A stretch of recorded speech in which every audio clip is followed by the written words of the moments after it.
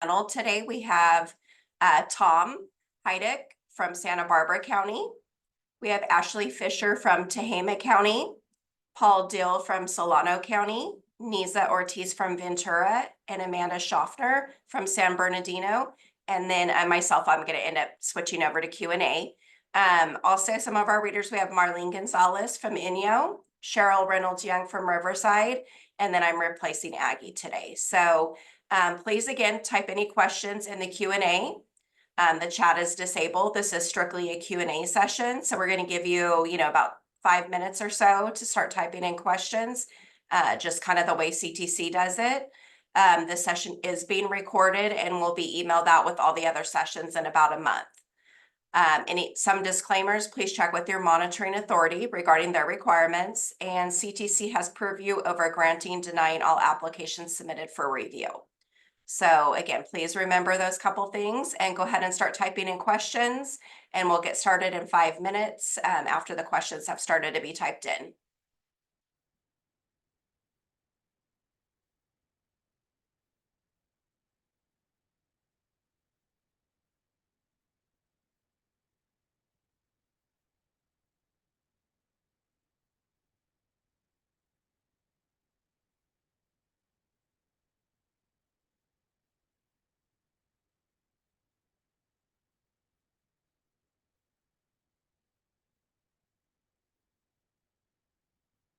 Again, people that are joining us, please type in your questions in the Q&A. This is strictly a Q&A session.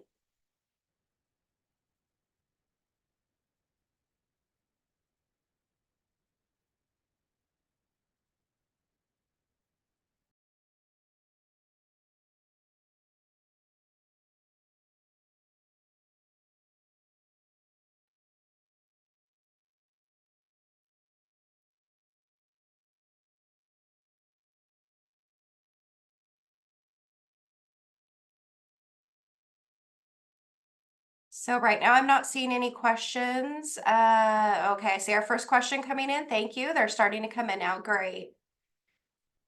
We will start with the ones that were sent in via the link for this registration, and then we will get to the questions that are being typed in on the Q&A. So please keep the questions coming. We're going to give you a couple more minutes to start typing in some more questions, and then we'll get started.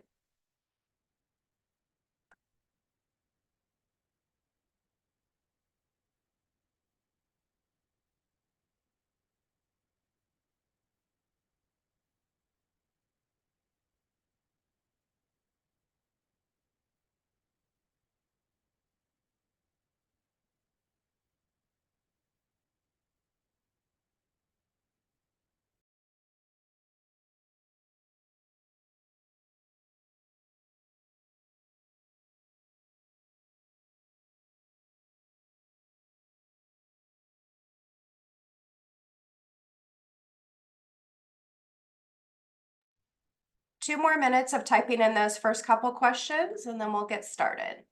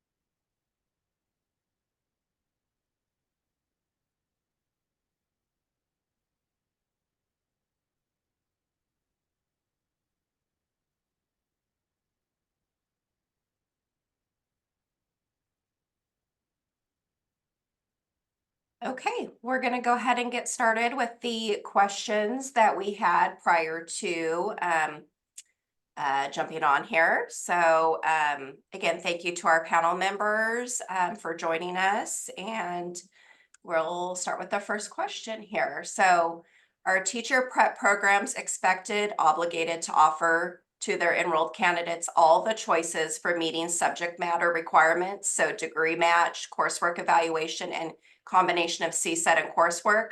I've heard that some institutions are choosing not to do coursework evaluations.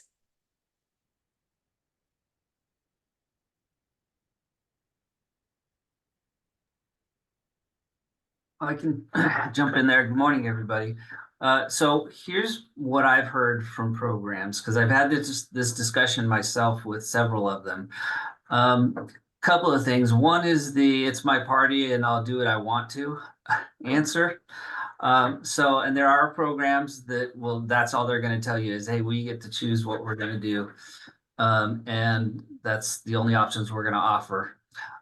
Some answer more with a little more detail to say that they designed their program around the CSETs being an important component for the way they are preparing their teachers, and they don't feel that like coursework evaluations would be the equivalent for them in the way their program design works. So that may be a reason why you don't see that. I have asked CTC before if they were required to it, and I was told no. So my understanding is that it is at their discretion. If anybody's heard anything differently, let me know, because I'd love to be able to point that out to people. Thank you.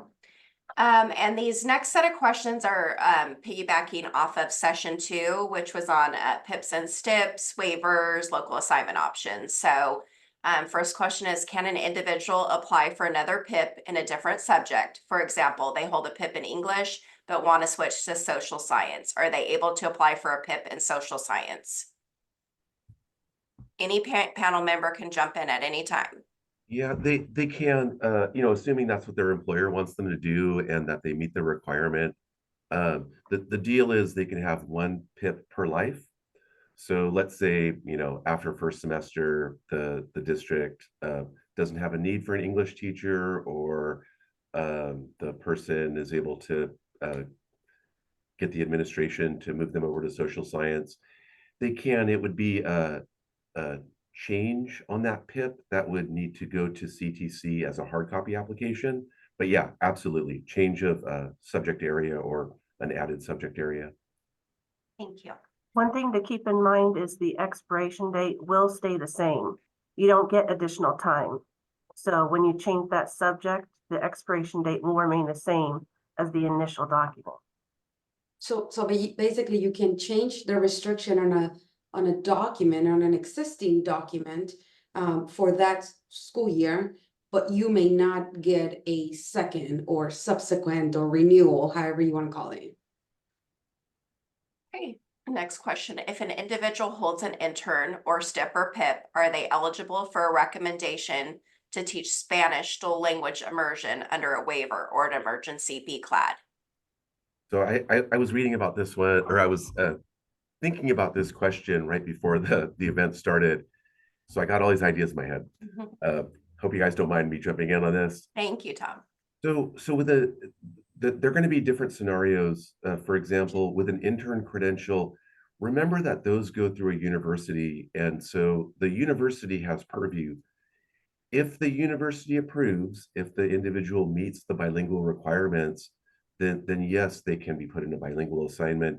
But you have to remember that it's up to the university in that context, whether they see the teacher meets requirements for a bilingual authorization, whether they'll add that to the intern credential and approve the assignment for student teaching as an intern.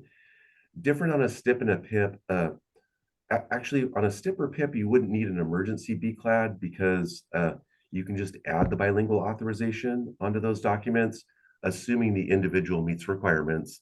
If not, it's conceivable that you could also, say, in addition to a STIP, apply for a bilingual waiver and put them in a bilingual assignment. Okay. Where do I find a manual for online guide to permits, not PIP STIP? I could not find this guide in SIG or elsewhere.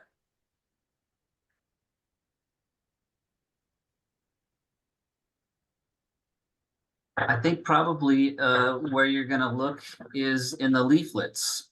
So if you were to go to the SIG and go to the resource that lists all the, it's a searchable database for all the leaflets, just type in the word permit and it'll pull up every leaflet that has that word in the title and you can see information on it. There's not a handbook that I'm aware of like there is for supplementary authorizations, things like that. But that does kind of put some ideas in my head. That would be kind of handy. Okay, I'm at a high school district. We have someone with a clear single subject credential with authorizations in drama and art. She also holds a clear admin credential. She wants to apply for a CTE art, media, and entertainment position. Do either of her current credentials help her qualify?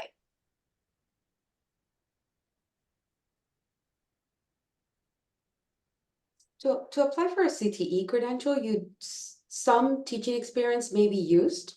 Now, a CTE credential, the point of these documents, it's to authorize a person to teach based on experience, right? Like world experience. And so some of the teaching experience might be used, but not all of it. The person still does need to have actual experience. And art is not one of the single subject areas approved to do CTE, so they do need the CTE credential. Okay, we have a teacher who is on a prelim, has not passed RECA. We have been told the RECA may be waived by June and a new exam will replace the RECA. Has new information been released? The teacher only has 1 year left on prelim. RECA is not going away. Mhm. Think of it like the old English learner, how it became embedded into the program and you didn't have to get a separate certificate. So those that are going to be new into programs, the RECA will be embedded into it.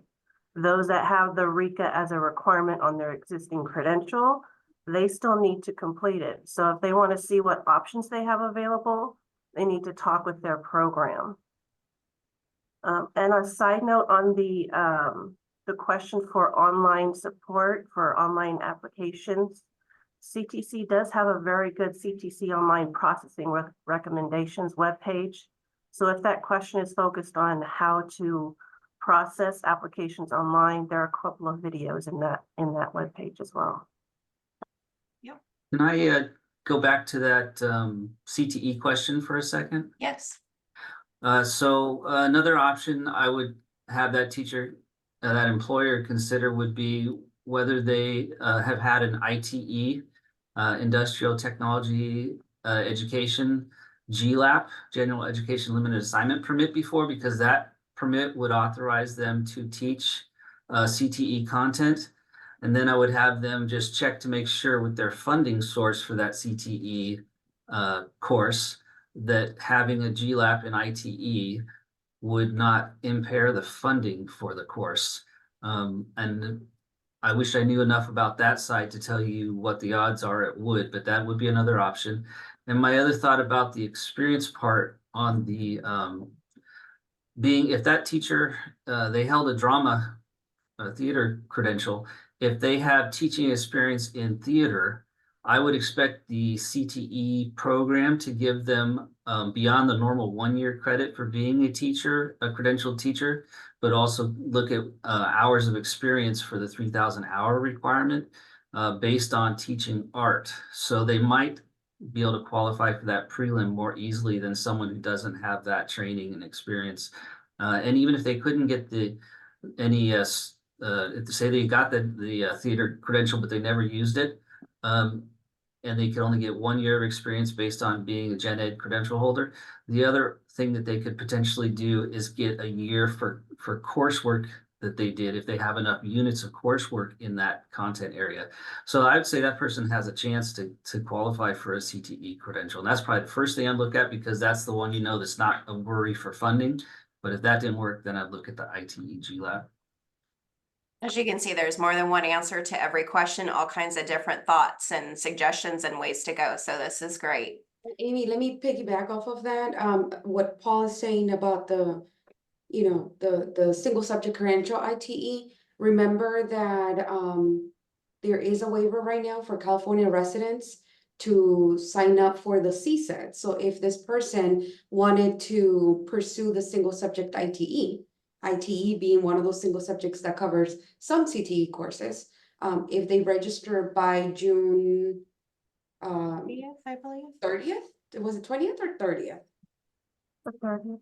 Yeah, then they can, they're free of charge. So the person, if they wanted to pursue the single subject, they would need the art CSETs and the art methodology course. So that's another option. The ITE, right? Yes. Okay, thank you. Next question. Can a full credential teacher holder, example, single subject, teach CTE adult ed courses? It depends on what they're teaching. It really depends on what the specific area that they're teaching in the adult ed. Depends on course content and the authorizations held. Because multiple and single subject credential holders are allowed to teach adult ed, but they're not allowed to teach it in the authorizations they hold. So for example, one example that comes up a lot in adult education is ESL, right? Where you're teaching ESL to adults. Not any credential covers that. Instead, you're looking at the like ELA 1 or the CLAT or the bilingual authorization. And so you definitely want to look at the content of the course. Yeah, this is a great question for your monitoring authority, or if you're a county, if you're a monitoring authority, a great question for the commission's assignment unit. Because yeah, there's going to be a lot of variables on that one. And the next question, oh, go ahead. Especially, it's mentioned CTE adult ed courses. So is it a CTE or is it a gen ed? It depends on the authorizations they hold. Okay, the next one is, can you send an example of a local assignment option letter that the teacher would sign for consent?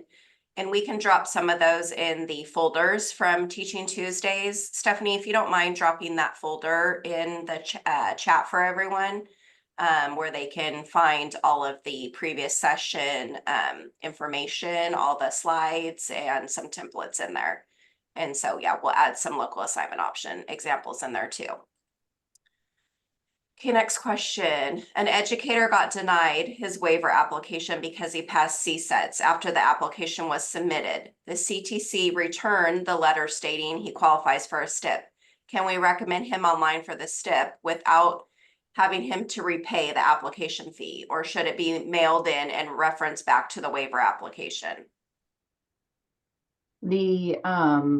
The STIP would have to be applied for online, but the application fee that was paid for the waiver is not refundable. They can't move it over to the STIP. The educator would have to pay the new application fee for the STIP, and that would have to be done online. Yeah, one thing to always keep in mind with the waiver unit is they operate sort of separately from the rest of certification.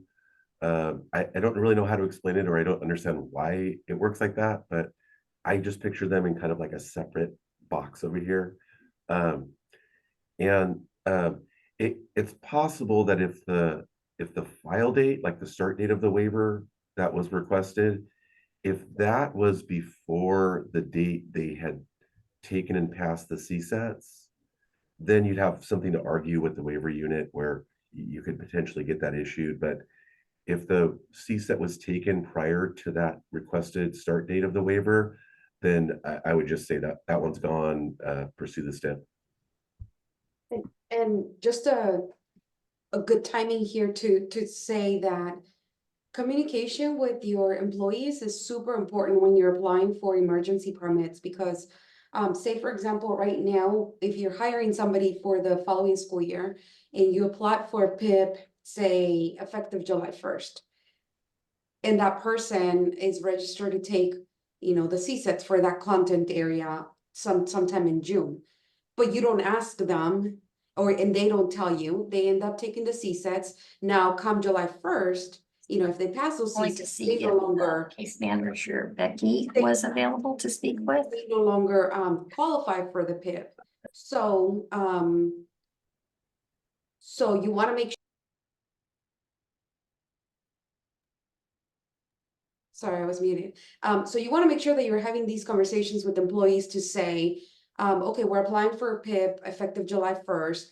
What are your plans for when are you joining the program? When are you taking the CSATs? That kind of thing. So that if they say, oh yeah, I'm registered for June, you say, no, hold on one second, either register for a later date, or maybe you want to ask for an earlier date. You probably don't want to do that, but that communication with your employee is super important when you're applying for any emergency permit. And CTC is coming up with a new system. Paul might be able to talk a little bit more about this, where I think we'll be able to see test scores on there, not scores, but passing, non-passing. Is that correct? If I remember. Mhm. So you always think when someone promises something amazing, you get excited, but you also try not to get your hopes up too high. But the intent for CTC is to give us a new system for their side, because right now they have several systems that are kind of duct taped together, so to speak, to run their business, all the things they do up there, and it's caused problems for years. So they're designing a brand new system that their goal is for it all to be fully integrated. And so they asked the COEs and thought about their past experiences with us as well. Like, what do you wish it would do? And so there's a lot of things we wish it would do. But the plan is that when educators create their educator profile page, whatever, it may have a new name now, and they go in, they're going to have the ability to choose an option to say, share my information with my employer. And if they do that, the employer will get a link that says, you now have the ability to view this list of data about this person. It'll show, did they meet basic skills? Have they met subject matter in any area? All those details, what exams have they passed? So the goal is to help us have less of these issues where we can look in and say, oh, you forgot to tell me you took CBEST last week, and did you know that you passed? Things like that could impact what we're trying to help them do. So that is one of the exciting parts of it. There's a lot more that they're working on as well. So fingers crossed it all works as expected. And I believe that that's going to be coming sooner than later, by the way. This will be awesome. Thanks for sharing all of that. Okay, next question. Can someone with a PPS credential work as a sub teacher? Yes. Any document that require bachelor's in basic skills. Perfect.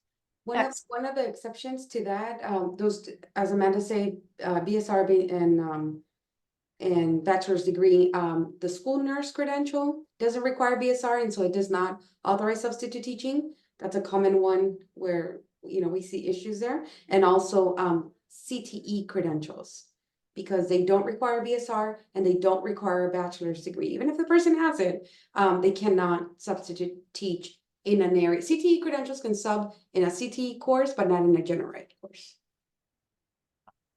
Hey, confirming that a signature of consent can be the phrase, I consent to teach outside my area, signed and dated on the bottom of the board agenda item after approved. So they're asking, can they have some wording that says, I consent to teach outside my area on a local assignment option consent? The responsibility of obtaining teacher consent ultimately falls on the local education agency, so the district. You want to make sure that you're collecting it for your records. Now, there are, every monitoring authority operates a little bit differently, right? So you might be within a monitoring authority that wants to see a copy of the teacher consent. And so you probably want to run this by your monitoring authority just to make sure that that's going to be sufficient for them. Hey, if an SLP has a valid CTC issued document other than a certificate of clearance, do they need to apply for a certificate of clearance? They don't, as long as the other document remains valid. Okay, so the next one is about North Carolina. So coming from out of state North Carolina, preliminary credential was issued by her state. Her program completed recommend and application process. Employee does not have copies of all that were submitted on her behalf. I think we're just gonna have to skip that one because I think it was extra from something else. Next one is the California County Superintendent's a resource we can use for assistance.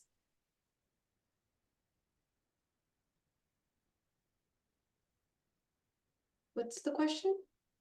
Is the California County of Superintendents a resource we can use for assistance? So I don't know if they're referring, because we're all under California County Superintendents, so of course, they're over us. And then there's Pasco, and then there's the CNS group, which is us. So obviously our group, the CNS group is here for assistance, and that's what we're doing with you today. So Definitely, but you do have your resource, your monitoring authority.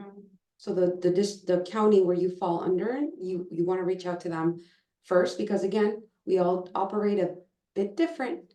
And so they're gonna be your best help, really, point of contact. okay, please clarify what the Ed Code 44831 district letter language would include, since the Ed Code states that a person shall be employed or contracted with as a SLP. So this is a local assignment option, right? 44831, Education Code 44831, which allows an SLP to work with no credential in California. It does require that the person have a valid COC or another valid document with CTC, master's degree in communication disorders or something similar, and the SLP license granted by the Department of Consumer Affairs.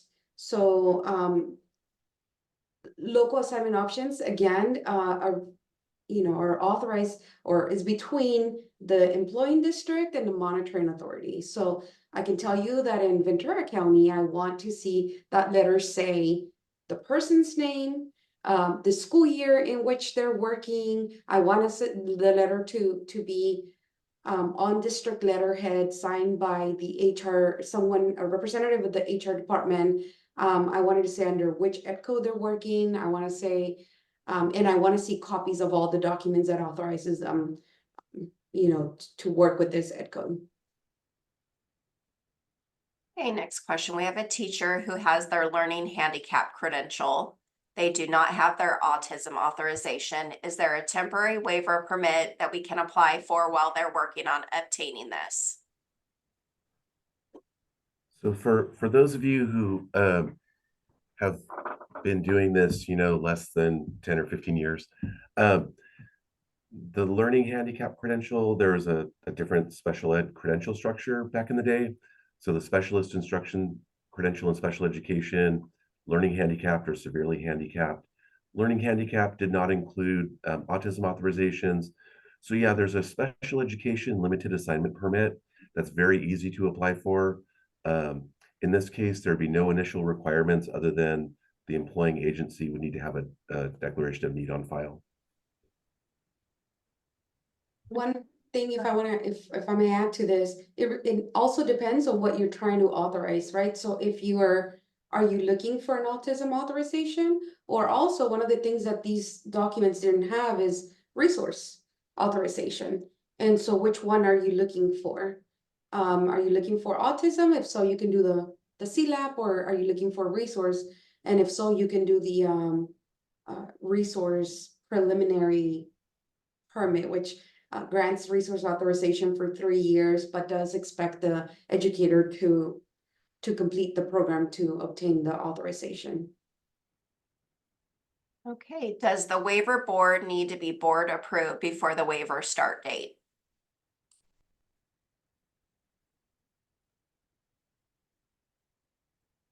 For local assignment options, all the requirements need to be met prior to for waivers or for For waivers, yeah. do you have to have board before the waiver's issued, the issuance date? So for San Bernardino County, they're approving for the entire school year, so we're okay with it. So you can check with your monitoring authority.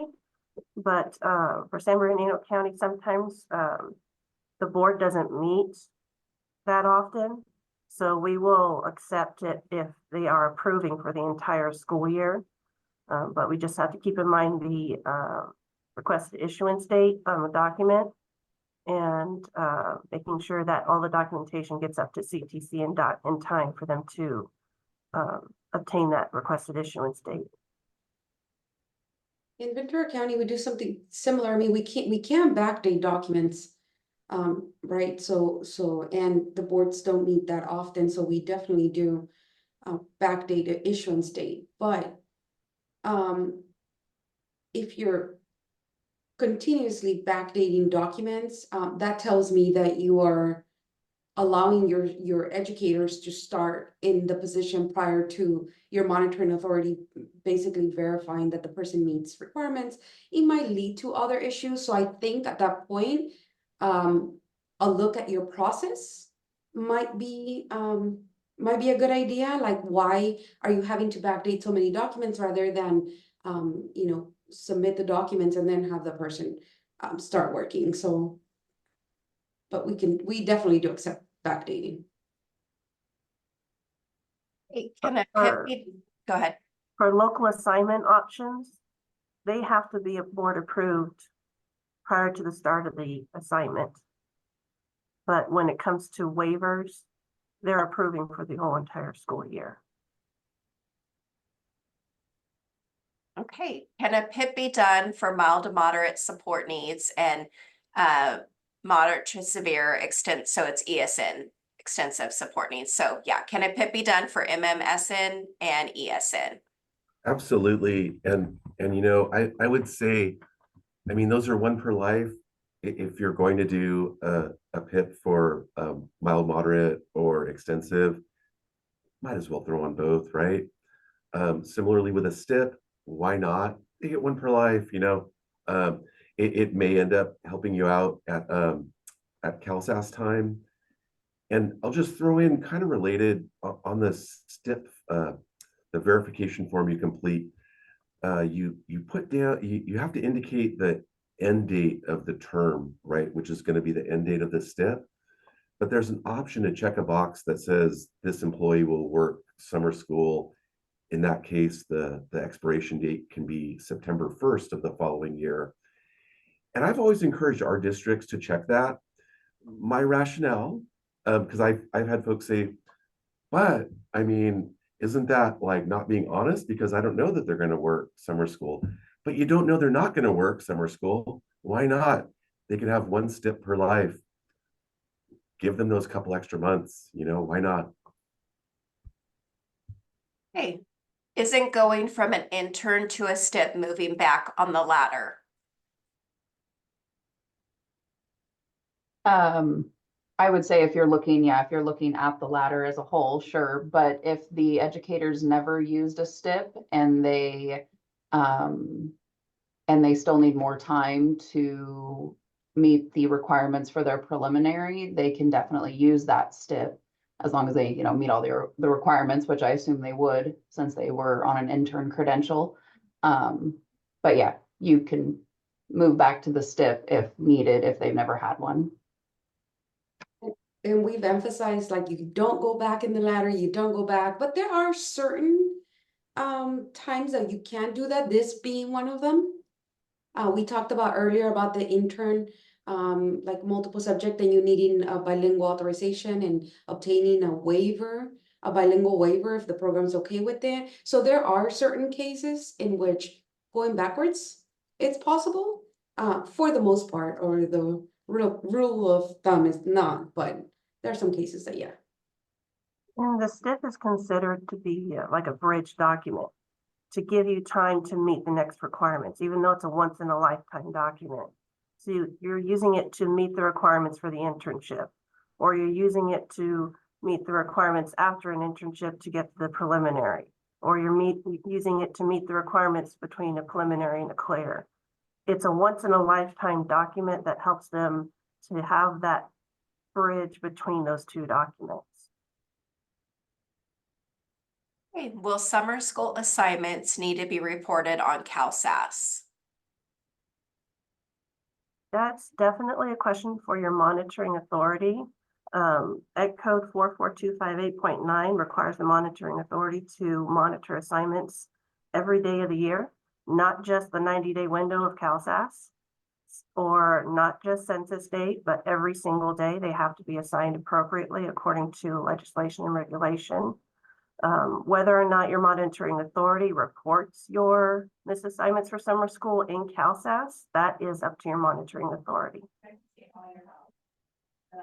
Okay, can general education teachers with no special education credential serve as an ed specialist teacher of record with a STIP? If so, can they be hired and placed immediately, or do they have to wait for the STIP to be approved by CTC prior to beginning?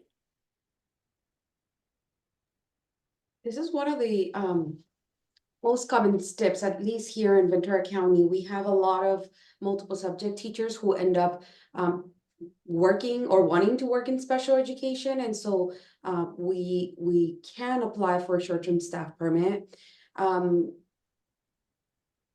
Because the person has met subject matter, obviously for the multiple subject, they don't qualify for the PIP. And so the STIP is the only option. So you can't do a waiver, you can't do anything else. So the person will literally have that STIP to earn their special education credential. So you want to be careful of when you're applying for this STIP. For example, if you're applying for the STIP at the beginning of the school year, then the person will have a school year to earn their SPED credential, and that's, that's enough time, I would say. But if you're applying for a STIP, say in February, right, to cover a SPED setting for the remaining of the school year, that person will only have the rest of that school year, September 1st, if you do what Tom said to do, to obtain their SPED credential, and that becomes a little bit less of a better option for the educator. There are some programs out there though that will take you from a multiple subject credential to a SPED credential in as little as a semester.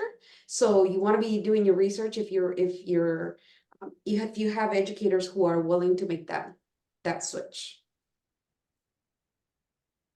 When applying for an emergency BCLAD, does the applicant need to prove competence in the language being requested? So for example, Spanish via CSET examinations 2 and 3.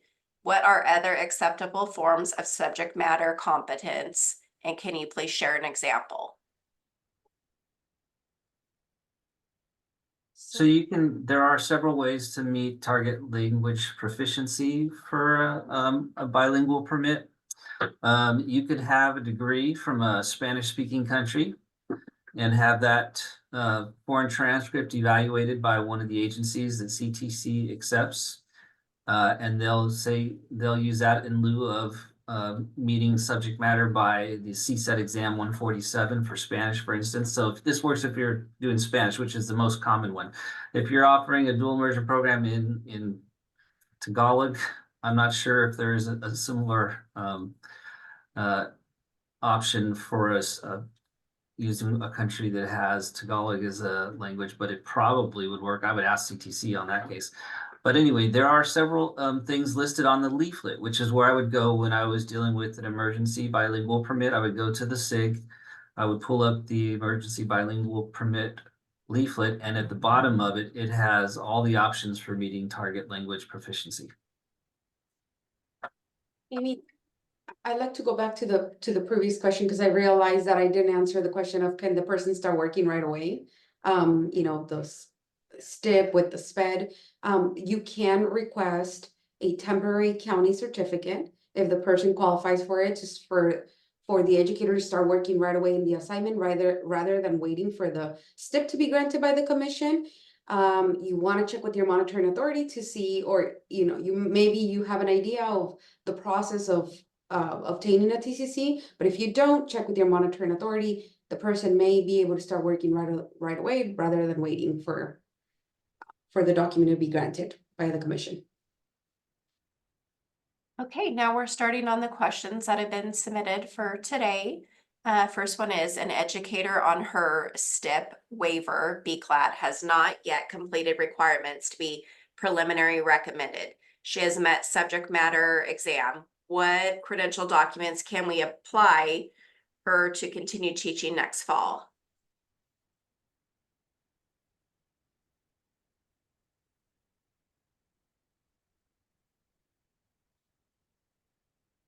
If she worked on a STIP and has not met the requirements for the program, then there are no other options for this educator for that content area anyway. So you would have to wait until the person gets the preliminary credential. Now, once they get the preliminary credential, that still doesn't solve the bilingual authorization problem, right? Because the waiver for BCLAD only allows the educator to work that year. The following year, they have to have met the oral proficiency in order for them to qualify for the emergency permit. And so you have two issues here, the STIP and then the bilingual authorization. Okay, the next one, there's a question in between, so it's a two-part. In the past, there was a resource specialist credential caseload cap per ed code. However, most all special ed teachers in my world are education specialists and teach inclusion and not as a resource specialist. Asked CD directly, and they said the resource specialist caseload cap does not apply to ed specialists. My question is, aside from union agreements or district policies, are there any ed specialist caseload caps or guidelines from CTE or any other agency of authority? There's no caseload cap for CTC. However, I do understand that there is one from CDE. I'm not sure exactly what that is, but resource is not an old thing. It's still happening, you know, where the students are streamlined into a general ed setting, and then there's a resource teacher providing the services. There's a caseload waiver that you can submit, but it's not a credential problem. It's more of a CDE problem. You want to check with your SELPA department. They'll be able to give you that information. Okay, where can we find guidance for online submission? Do you have a link? What documents can be submitted online? If you go on the SIG and then you go into employers, under general information, there's a online submission link. And in there, it has a lot of resources. There's also the CTC online link there as well. And then as far as the supporting documents, I mean, it depends on what you're asking, what the recommendation is for. If you're recommending for an emergency plan, well, you'll have the statement of intent. If you're recommending for, you know, a STIP, you'll have the CL 865, I think it is, or whichever one applies in multiple subjects. Single. No, I think that's the same one, right? Is this still the 865? It depends on what you're recommending for, basically. Hey, I have the CSET 3, 4, and 5 for the BCLAD. Is that a paper application or an online submission? Paper application. Hey, what is an exception when referring to CalSAS? Where can I find guidance on how to process CalSAS? We call exceptions questions, so because they're not automatically misassignments. So if you go into the SIG and if you look under the featured topics, there's CalSAS information under there. And that gives you the guidance on exceptions, determinations, how to define them in the whole process. And what CalSAS does is compare assignments reported in CalPads versus credential authorizations that an educator holds. on that first census day in October. And so, depending on what was reported, what credentials the individual holds, right? Question, I think, is a great way to look at exceptions. There are things we need to investigate. Were they reported correctly? Or is it a misassignment? Is something else going on that just needs to be explained? And yeah, there are great online resources through the SIG. You go into that CalSAS area. It includes an hour-long video that goes into all kinds of detail, and I highly recommend that video. It's such a wealth of information. Okay, I have a new applicant we would like to hire. She said that she sent the documents directly to CTC. How can I confirm? She seems like a good candidate and we would like to hire her. If her credential is in place, CTC kicked back an email saying to reach out June 1st. This is such a nightmare for districts and monitoring authorities as well. So, and again, everybody does things a little bit different, but what I would do, first things is I would verify myself if the person qualifies for the document. So, if you're trying to, let's just assume somebody is coming from out of state, I would collect all the documents that the educator submitted to the commission, or said she submitted or he submitted to the commission, and I will verify to make sure that everything looks good. If everything looks good, in the documents or the application is already pending with the commission, then as a monitoring authority, as a county here, I would grant a TCC for that person, assuming they have a valid like COC or another document with the commission. Sometimes that doesn't happen because it takes the CCC a while to open the mail and just for the document to show us pending. In cases like that, I do recommend for my districts to collect a backup application, and just we're gonna hold this application, but I'm gonna collect everything, official transcripts, 41, everything that would go with the packet, including the fee. In the event and when the application shows pending, then at that point we can return the application to the educator. But I like to have, if I'm gonna put them in the classroom, they're gonna start in the classroom, then I like to have a backup instead of just going with their word. I don't know if anybody does things different. We do the same in San Bernardino. We collect verification that they meet all of the requirements. And then we follow along to make sure that pending status shows online.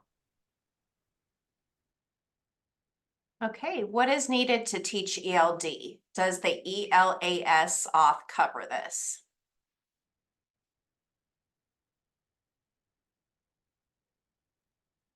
So for an ELD course, you think of it as any other subject. An English course, it's a math course. ELD is its own content area when you're doing it as a departmentalized course. So just like in those other instances, you need the right authorization to cover that. There's a single subject credential that almost nobody has, but this is called Single Subject World Language ELD. You may get that. If someone already has a full or has a preliminary or clear gen ed credential, you could get them a GLAP for that. If the person has the EO authorization that was issued prior to oh my gosh, 2014 or something, when CTC used to give the full ELA 1, or if they have passed CTEL now and upgraded to that ELA 1 or a CLAD would cover that. The ELAS, the ELAM, and the ELE are all authorizations that are added for California prepared teachers. That means they earn their credential through a California program, and those programs do not give enough training for you to be authorized to teach departmentalized ELD. So that ELAS does not authorize it. That's why you would be looking for another solution like an emergency CLAD, or I've even seen people who went through a bilingual authorization just because that had the same thing on there and they couldn't find another solution the person hadn't used. So there's weird solutions out there, but you are gonna have to look for something broader that will cover that.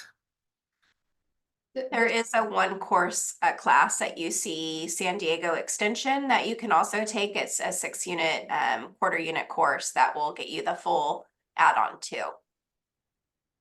Oh, that's such a helpful class, Amy. We use it quite a bit for our educators who are in LAM, who have the ELAM, ELAS, or ELAE. It'll take them from that authorization to the full ELA 1.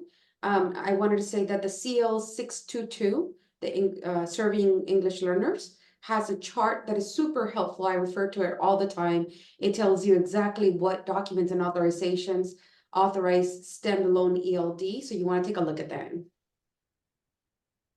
Okay, what is the best way to know when a college course meets a credential requirement? For example, if a teacher is filing for a supplementary authorization in science and they need to meet the 1-year sequence in 2 areas, what courses would meet the geoscience?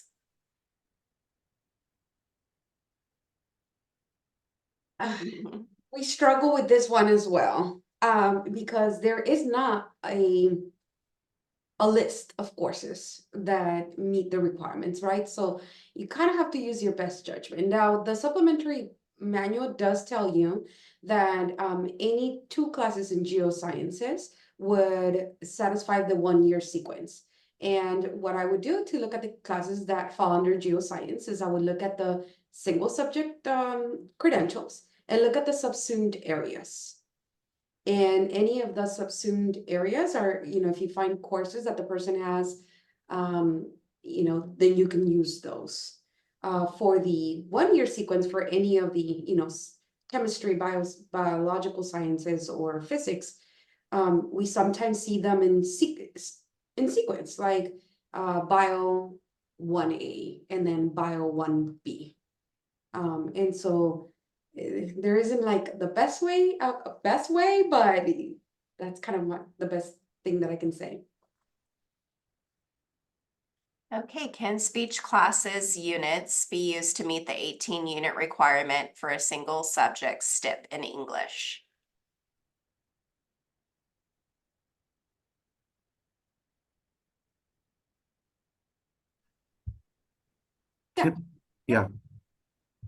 Yeah, this one, way back, I was like, no, communication classes, that doesn't work for English.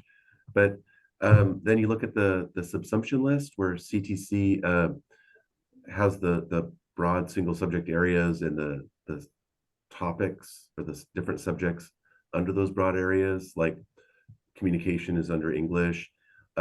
Any of those subjects works for, in this case, units for a STIP. So I would say yes. There's probably exceptions if it's a speech class through the psychology department or something, but typically a speech class will work. Okay, what is the difference between a foundational level math credential and a math credential? Your foundational level math does not authorize trigonometry, pre-calculus, and calculus. And there's some great charts out there too on the SIG. Hey, can the adaptive PE for special ed be added to a base, preliminary, or clear credential? What is needed to get that added? You need to have a single subject in PE and then complete the adaptive PE program.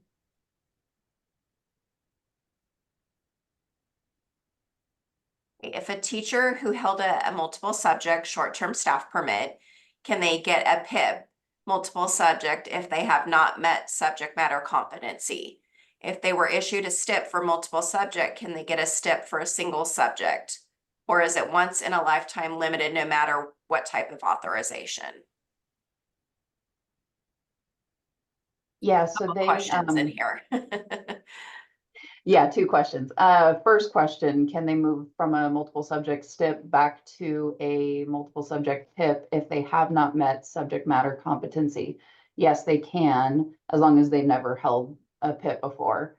And then the second part, can they be issued a STIP in single subject, if they already held a STIP in multiple subject, no, they can only have one STIP, even if it's in two different authorization areas. Yeah, just one STIP per lifetime. I wanted to bounce back to the adapted PE question. So the base credential can be any credential that authorizes PE. So single subject PE is most typical, but also a multiple subject or an ed specialist, since they all authorize teaching PE. And then the person completes an additional program for that added authorization. Thank you. Also, a solution for short term is you could potentially apply for a waiver for that person to buy them time to get into the program and to make the progress to get that adapted PE off. Okay, we have a teacher who is teaching English on a STIP this current school year. Due to enrollment next year, she will need a multiple subject and qualifies for a PIP in multiple subject. Would her employer be able to submit a multiple subject PIP for her next school year?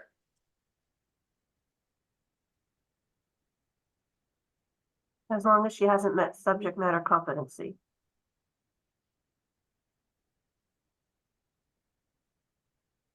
For multiple subject teachers that may have their homeroom class for PE, do we need a committee on assignment?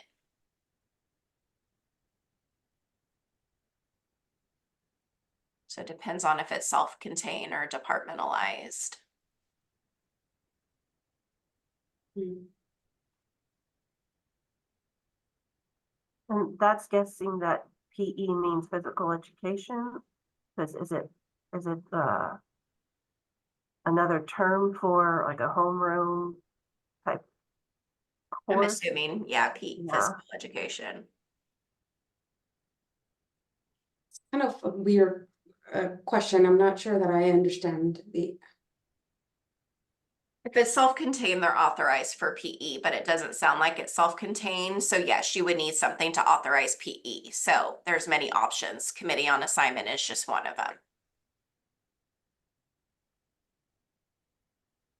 Is it possible to have an out-of-state credential, preliminary credential with a long list of renewal requirements appealed for an extension? If so, how would I go about that?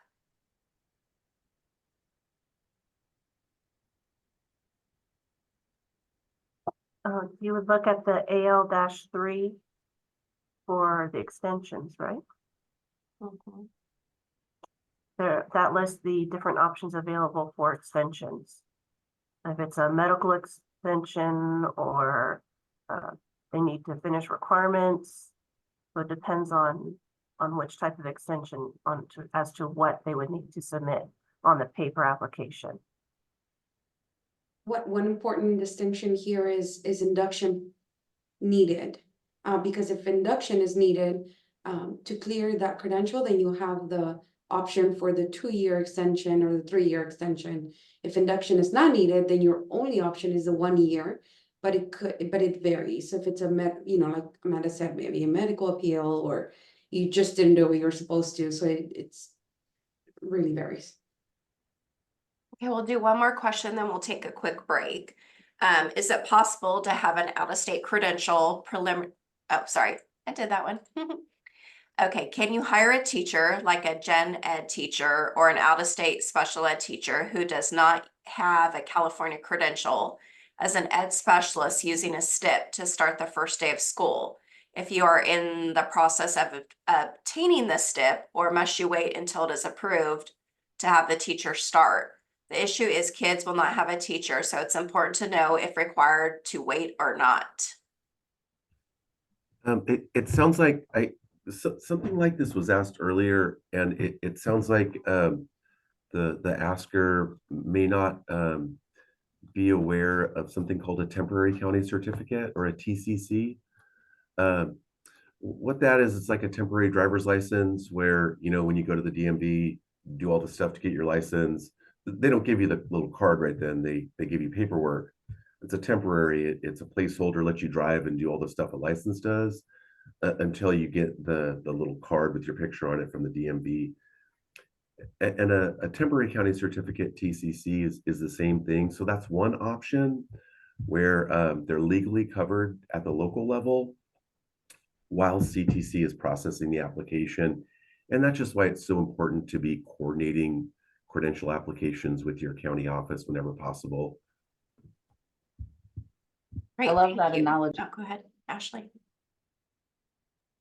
I just was saying, I love that analogy, Tom. Sometimes I try to explain the TCC to people and I love that, so I'm probably gonna steal that. Yes, very, very Tom-like. Yeah, please do. I use the car analogies all the time because there seems to be a lot of overlap. And that one, most people will get that. I do have one person ever in my life who just that didn't make sense because she had never had a temporary driver's license, and so that was a hard hump to get over. But other than that, people usually get it. Oh my goodness. Okay, so we're gonna take a 5-minute break, let our presenters our panelists get some water and stuff and keep the questions coming. And we'll be back in 5 minutes and we'll continue with the questions.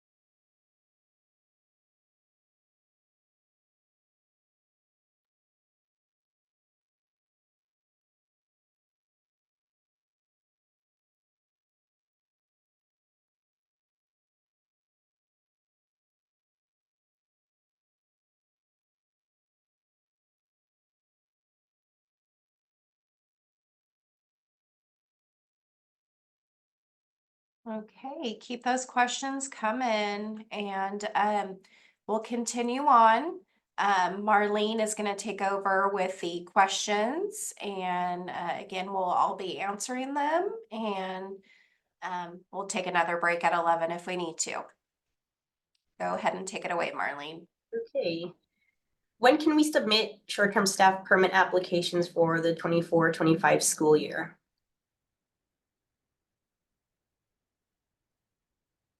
Now,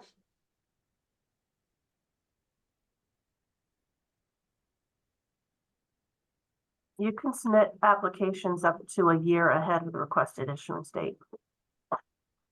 yeah, I mean, you definitely probably want to not request a year in advance for like emergency permits, like PIPs and STIPs, only because the state does require that you try to fill a position with a fully credentialed person, that kind of thing. And if you're asking for a year in advance, then you're probably not doing your due diligence, but you can definitely, yes. An educator has a preliminary education specialist credential with early childhood. I believe she can only teach transitional kinder, correct? Well, it's, PK through kindergarten with the new authorization. The older authorization it didn't authorize kindergarten. So, which TK is a 2-year kindergarten. So if they have the new early childhood authorization, which it's the R3ER, then they can teach up to kindergarten, but the old authorization does not. If a substitute is subbing on a 30-day substitute permit and only works for an hour that day, does it count as a whole towards that teacher? Yeah, that's always been a tricky one. What I found helps me is that you look at it by assignment as opposed to the number of hours, et cetera. I remember way back when that first came up and it was just driving me batty, but the intent is that this person who is not a fully trained teacher typically, well, in this case, they're not a fully trained teacher. They have a emergency sub permit, that they're not doing a long-term assignment because they're not a fully trained educator. Hello, it is my understanding that the BSR has been waived for subs until this July. However, subs need to have a bachelor's degree to qualify for a sub permit. Wouldn't this degree satisfy the BSR requirement, or will they still need to take the CBEST? Degrees don't automatically meet basic skills yet. The governor might sign this into law, but right now it just doesn't. So you could review the transcripts to see if the person has the units to qualify or to meet basic skills. And if you want information about that, you can look at the BSR leaflet, or you can also wait for our recordings to come out in about a month, and there was a BSR webinar, and you may reference that. Also, if that person has a sub permit that was issued during this time where BSR was waived, they can keep renewing that from here on out and they never have to meet BSR for that sub permit. It's just your new applicants for sub permits after 7/1 that will have the question mark of whether they need BSR or not. And like Nisa alluded to, there is the possibility that the governor's going to sign a new piece of legislation into effect when the budget is approved in, is it June or July that's due? Which would make an option to meet BSR being just having a bachelor's degree, which will make many of us cry tears of joy, I'm sure. How do I become an online submitter? Where can I find training on recommending online?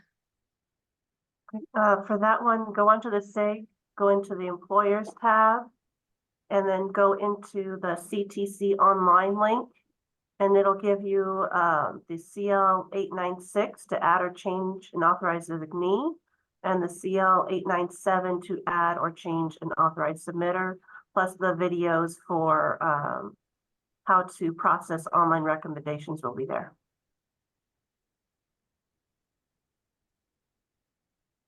The CLR 865 for Ed Specialist does not state the option of not including backup if PIP was issued prior, like the single and multiple subject. Will this still be an option?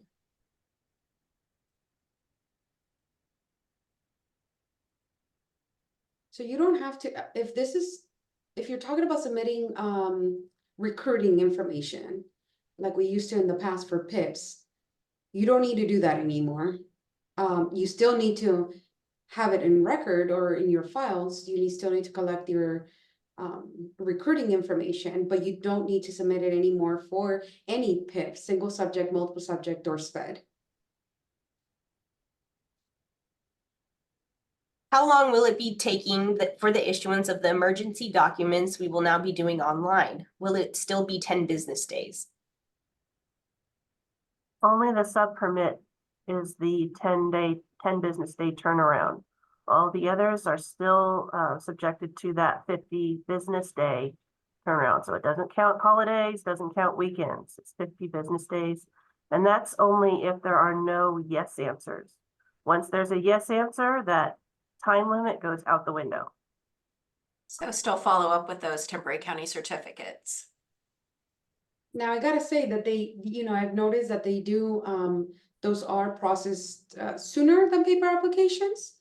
Now that everybody's gonna be doing online recommendations, maybe not as quick, but they're typically quicker because you're taking away the mailing time, the logging in time, and so it is still quicker. But not 10 business days. Okay, this is a question related to assigning multiple subject credentialed teachers to core at the junior high setting. Our district wants to assign a reteach course where the kids from the earlier cores come back to review. For the schedule, this looks like math, science, math review, and then the teacher usually has an elective within their credential or expertise. I am struggling on the CalPADS codes here since if I were to use certain codes, our intern teachers will be misassigned. This is the same content, same grade to substantially the same students. Some go to band, etc. Any suggestion on this? Well, this is a complicated one. The first thing I'll say is this looks like, okay, 2 groups of students, math, science. Math review, that's going to be not part of the core. You cannot use that as your hanging period because math review is not the same as math that you're using in your core setting. So that's the first issue that I see. Math review then becomes departmentalized and would require either the single subject or the math authorization. As far as the elective,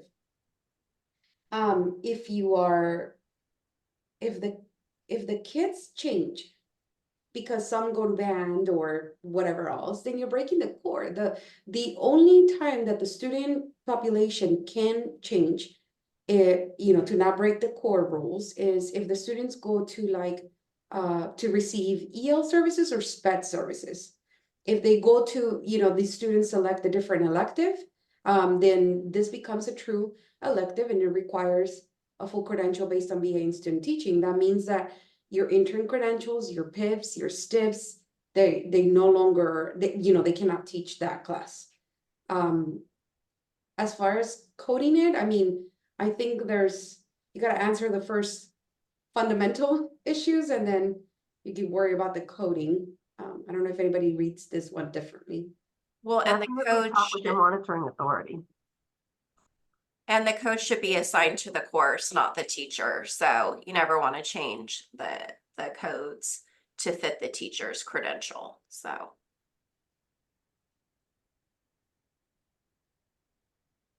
When using local assignment option education code 44258.3 Craven, it is required to have board policy in place. Is it required to verify that the board approves the assignment annually? Local assignment options are annual. They are for the school year. So the board approval and the consents and the documentation need to be every year. You can have the same panel if you have a panel that you have for a local assignment option. It could be the same people, but it needs to be, documentation needs to be approved annually. And you know, local assignment options, it is so vital that you check with your monitoring authority, because this is one of the areas in which we vary quite a bit. In Ventura County, we don't require subject matter to be re-verified every year by the group of you know, by the panel, but the actual assignment itself, we do require that it be authorized every year. Jumping back on that last one about the math reteaching. Just a course that the code you'd be using is probably 9245, which is foundational math support. I could be wrong, there may be something else out there, but that's the one I typically would see for a class like that. Yeah, I agree, Paul. The 9245 for the math support, and then for the course, you're not using the 1000, which is self-contained. You're using the actual math or science CalPATS code. And then as far as the elective, that one could vary, right? Is it a STEM, and so it's 9222 with this subcategory, or is it a 9228, or you know, that one varies a little bit more. But yeah. Yeah, always with core, you're gonna use the departmentalized course codes. That's a good point, not to use 1000. I've heard from teachers that their intern credential program is asking them to complete a subject matter competence evaluation form, but teachers are not necessarily trained to complete SMC evaluations. Can programs require their teacher candidates to complete their own SMC evaluation in order for the program to evaluate the teacher's coursework for the SMC? You know, it's a funny thing about programs, or an interesting thing, that they have a lot of authority. Once CTC approves their program, that they're meeting the program standards, the IHE, the university, they have a lot of authority and flexibility in what they do. For example, they can require CBEST and no other option for basic skills. That's their prerogative. They can choose not to accept coursework for basic skills if they so desire, if that's what they deem is best for their program. In this case, I would say you probably have some folks on intern credentials or working with universities. They're being asked to do this. Yeah, they're not experts, but I always find it really helpful in these situations to have that as a starting point. Sure, they're probably not going to be 100% bang up evaluations, but at least as the analyst, or as the agency that's going to do the final evaluation, it just kind of gets you started, and it lets you know what that educator is thinking about their own qualifications. So yeah, I would say hopefully those folks don't stress too much. Do the evaluation to the best of their ability. Good for them to be looking back at their own past coursework anyway. Just a reminder of what they've done in the past. And ultimately, the university makes the final decision. Yeah, there's a university over here that they have them provide all the course descriptions, syllabi, all of the information. So that way everything's there when the college or university goes to do the evaluation. Amy, and if I may add one more example, just to show how much autonomy programs have.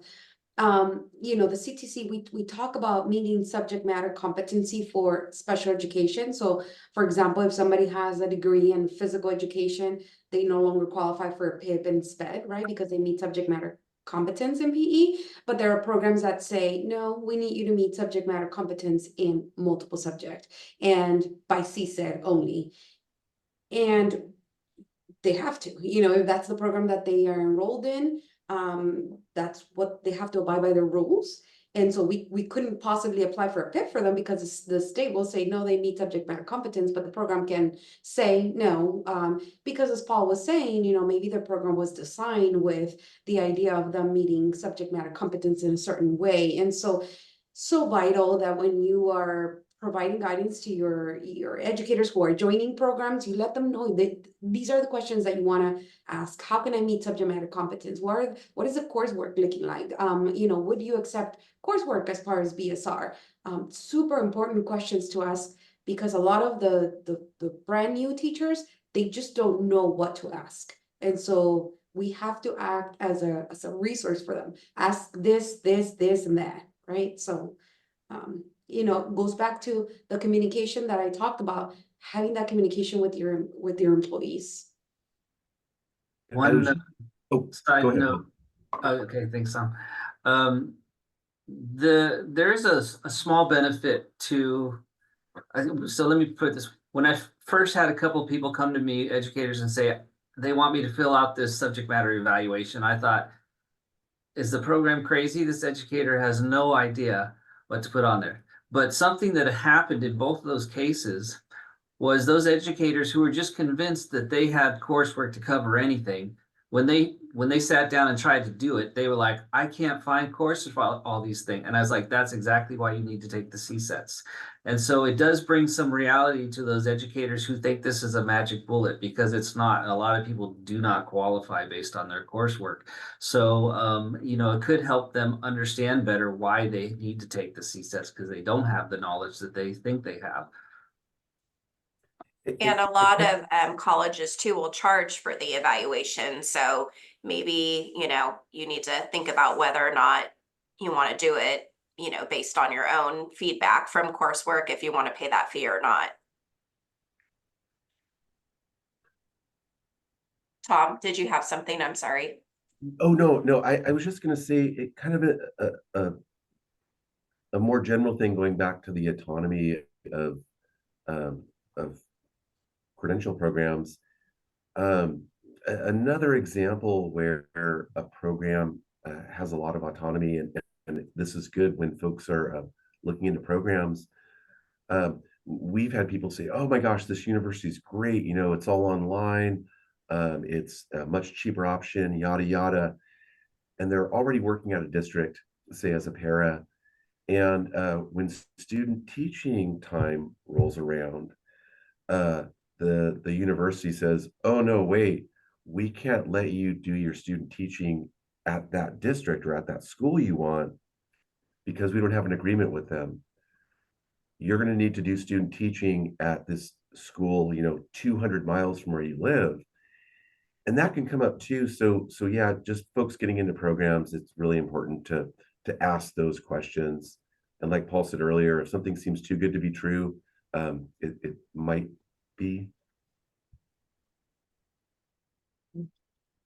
I would ask, am I going to end up with a California credential or with an out-of-state credential? And if I do end up with an out-of-state credential, what are the additional requirements that I'll need to be California really prepared? We have an educator that wants to apply for an induction program. The educator wants the district to apply for the induction because it is faster than when applying to their university. Is that true?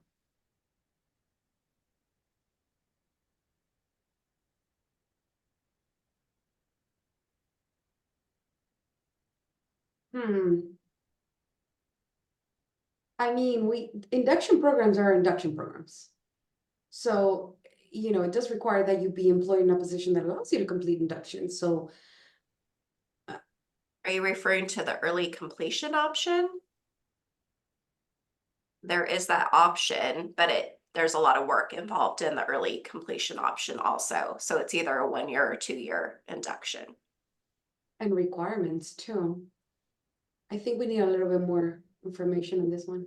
Yeah, it almost sounds like they're mixing up the induction program with a preliminary credential program at a university, right? The deal is that this educator needs to do a credential program, get a preliminary credential, and then be enrolled in induction. So I think that may be the case here. They may just need to complete their program first. Is the CBEST required when obtaining the speech and language pathologist license? I wouldn't say the CBEST, I would say basic skills. Is it required? Yes. If somebody completes the an out-of-state preparation program, they can still apply for the 1 year non-renewable SLP, the 1 year they could use to then meet the basic skills, but it is required. But if they're talking about the actual license as opposed to the credential, for the license issued by the Speech Language Pathology Board, CBEST is not required. That's outside of the credentialing system. Good catch. We have an employee that will apply for the certificate of clearance. The employee had a DUI in the past. It seems that the case was cleared and it does not show on his live scan with our district.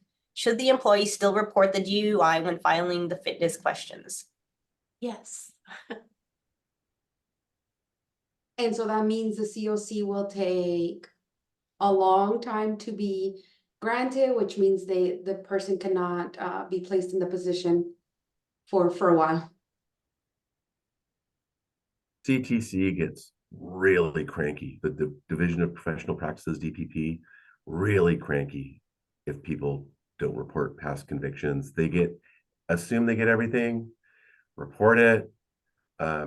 If there's no records, it's been so long ago that the court doesn't have a record or whatever, the police department doesn't have a record, report it. Trust me, they don't want to be in the situation of CTC saying that they perjured themselves on that application. And if it's their first time disclosing, they can ask for a letter stating there's no documentation at the courts. The court will issue that letter and then they can use that.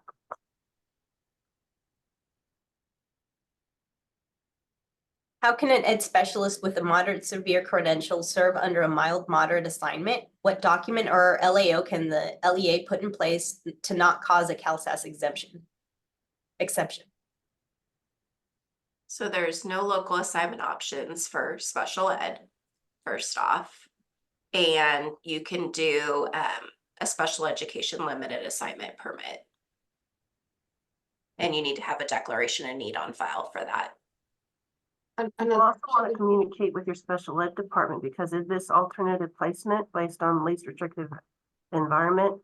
There may be other caveats to this. Mhm.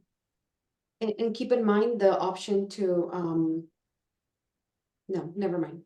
I take that back. If I had a STIP in multiple subject, can I apply for a short-term staff permit for a special education credential in the future? No. One per life. Even if you applied in April and only had it a couple months, one per life. Who should apply for the intern credential for an educator, the district, or the university? It will be the university. The university does the recommendation and then the actual educator applies for the credential. Pays for it. Yeah. Can a teacher teach middle school digital arts and media with a CTE Arts, Media, and Entertainment authorization? It depends. Is it a CTE course? If so, then that credential seems appropriate. But if the if the course is not CTE, then no, that the CTE credential will not work. And so the questions you want to ask is what standards were created, and your curriculum team will know, right? What standards were used to create the course? Was it CTE? Was it academic? If it is a CTE course, there might be, funding associated with it. So there's a couple moving parts here. As per Ed Code, can a para provide ELD support under the supervision of a credentialed educator? If so, what can the LEA put in place for good practice to show this?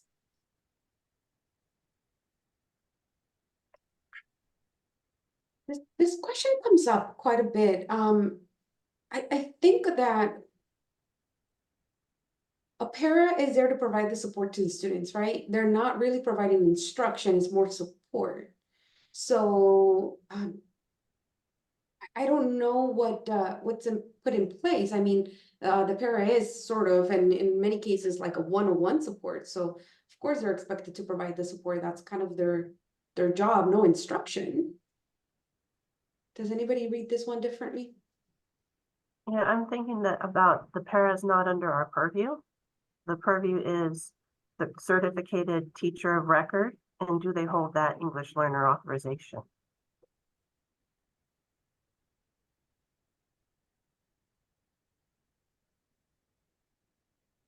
Can a teacher with an emergency specialist teacher permit in early childhood education, CL 909, or ETK permit to teach on TK as a main teacher?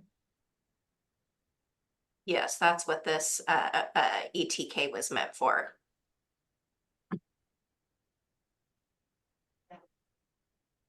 I thought an educator could apply for a PIP more than once if it was in a different subject each time and they qualified for that subject. Is that true or not? No.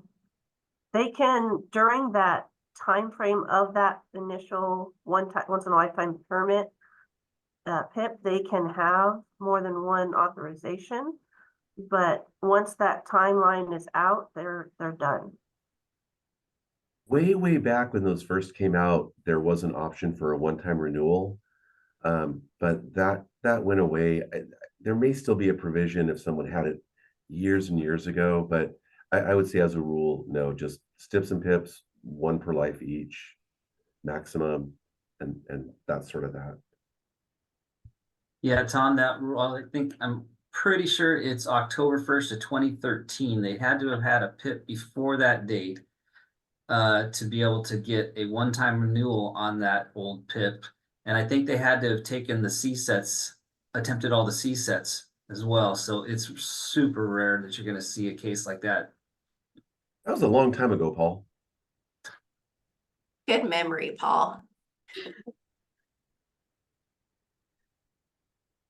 Do you know if there are any Ed Specialist Bridge programs still being offered? Can you also go over who qualifies to do a bridge program? Yes, there are programs out there that offer, I don't know off the top of my head, and there aren't as many of them, but there are some out there. A person would need to have a special education credential and autism authorization. And you don't have to do a program for the bridge. I mean, there's many options to get the bridge. So look at the bridge form and go over it with your SALPA.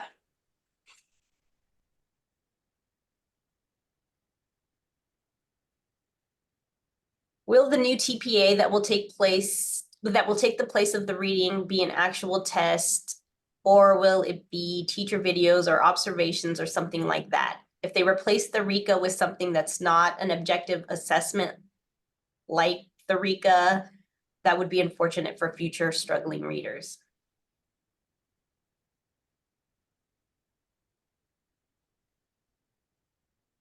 I think it would depend on the program and how they embed the requirements into their program to meet the requirements.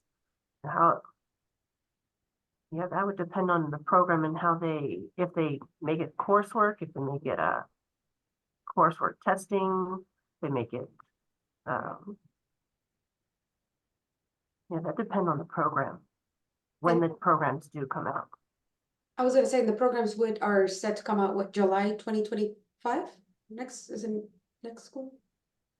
So it's really gonna, going back to the autonomy, they'll have to figure it out, and they have to get it approved, of course, by CTC, their plans.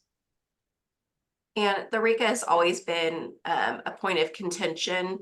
And so some people just are not good test takers, right? And just have trouble passing the RICA. And, doesn't mean that they can't teach reading or anything like that. So it's just to help in this area.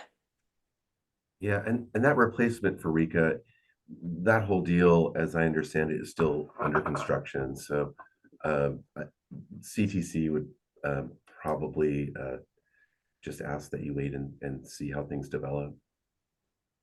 And there is the intent behind changing it from the old exam, which is over 20 years old, to this new process of embedding it in the TPA, is that they can actually get a better preparation for the educators because they can better assess what they need to have continued work on in their program to be good at that. So the intent is that this will actually improve outcomes for students in the long run. There is a wrinkle to this thing, if you haven't heard, and that is that the teachers union took a piece of legislation through the process. And I don't know if it's been shut down yet. Amanda, maybe you might know because you usually have stuff on the regs, but that piece of legislation would actually do away with the TPA. So CTC, in a meeting with them, David DeGeary, you know, he didn't give an opinion from CTC, but you know CTC loves their exams. So I'm sure that they're not too thrilled about this. CTC though, or CTC, the teachers union, CTA, did use language saying that the TPAs were discriminatory, and so that they were actually harmful to diversity in teaching and unfair in their design. So it's going to come down to whether the legislature believes that's the case and gets rid of the TPA, in which case now RECA, what do we do with RECA? Because it was just going to get embedded into it. So that would open that whole case up again. I think that the new literacy exam that's going to be replacing RECA for people who are out of state prepared, who need to take RECA, out of country prepared, or who are doing the 80499 process to add a multiple subject credential, who have to meet that requirement, my guess would be that they'd say, well, you just take the literacy exam instead of, you know, what would have been RECA. But there is some wrinkles out there, things that could happen in the next couple of months that could have some impact on this. That's Senate Bill 1263. Okay. It's still alive? It's as of the 22nd, it's in assembly, read first time and held at desk. So it's. And anyone can go onto the Ledge website and follow the bills too, which is really nice. It'll come right to your email on any updates.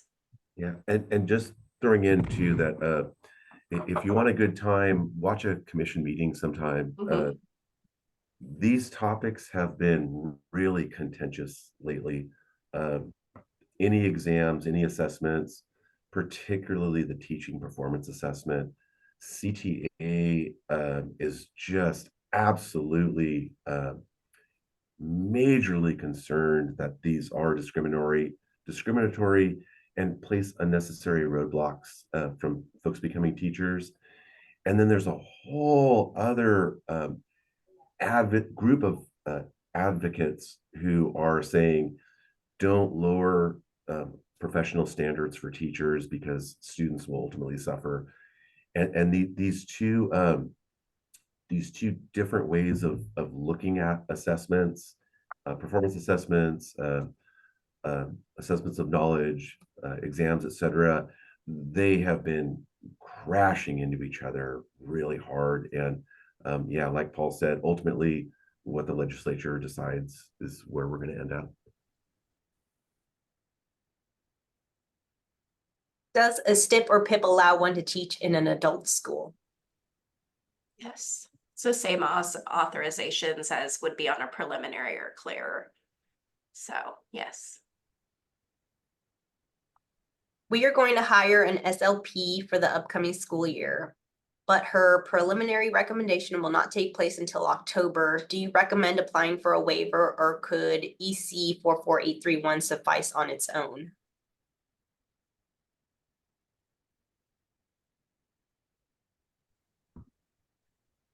If they meet requirements for 44831, I mean, I wouldn't see the point in also applying for a variable term waiver. It also depends on what your district wants to do. Some, they don't like doing local assignment options and they would prefer doing a waiver. Some don't want to do a waiver and they would prefer doing a local assignment option. So you could do either if they meet the requirement. And for the waiver, they need to be currently enrolled, not just waiting for their recommendation. So make sure they meet the requirements for the waiver if you're going to do a waiver. When you renew a GLAP based on taking CSETs, if there are 4 CSETs for the exams, does the educator need to take all 4 and pass 2 out of the 4, then to renew, attempt and pass the last remaining CSETs?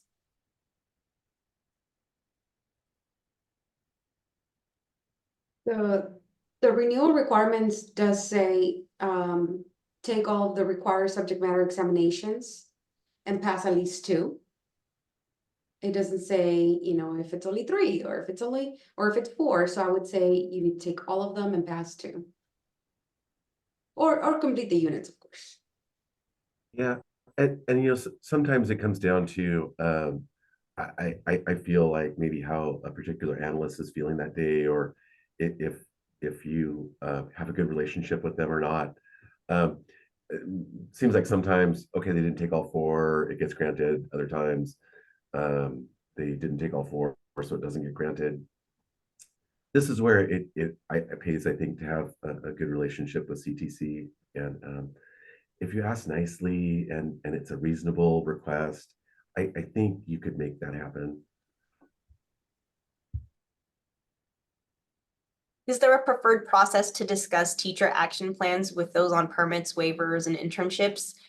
Is there any district willing to share their process, paperwork, or procedures?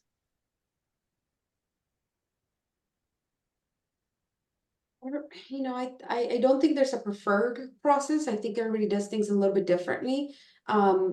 Personally, I like to follow up with my educators in like November. Once they've like settled into their classrooms, because trust me, new educators, you know, without a credentialing program, the first couple of months are crazy.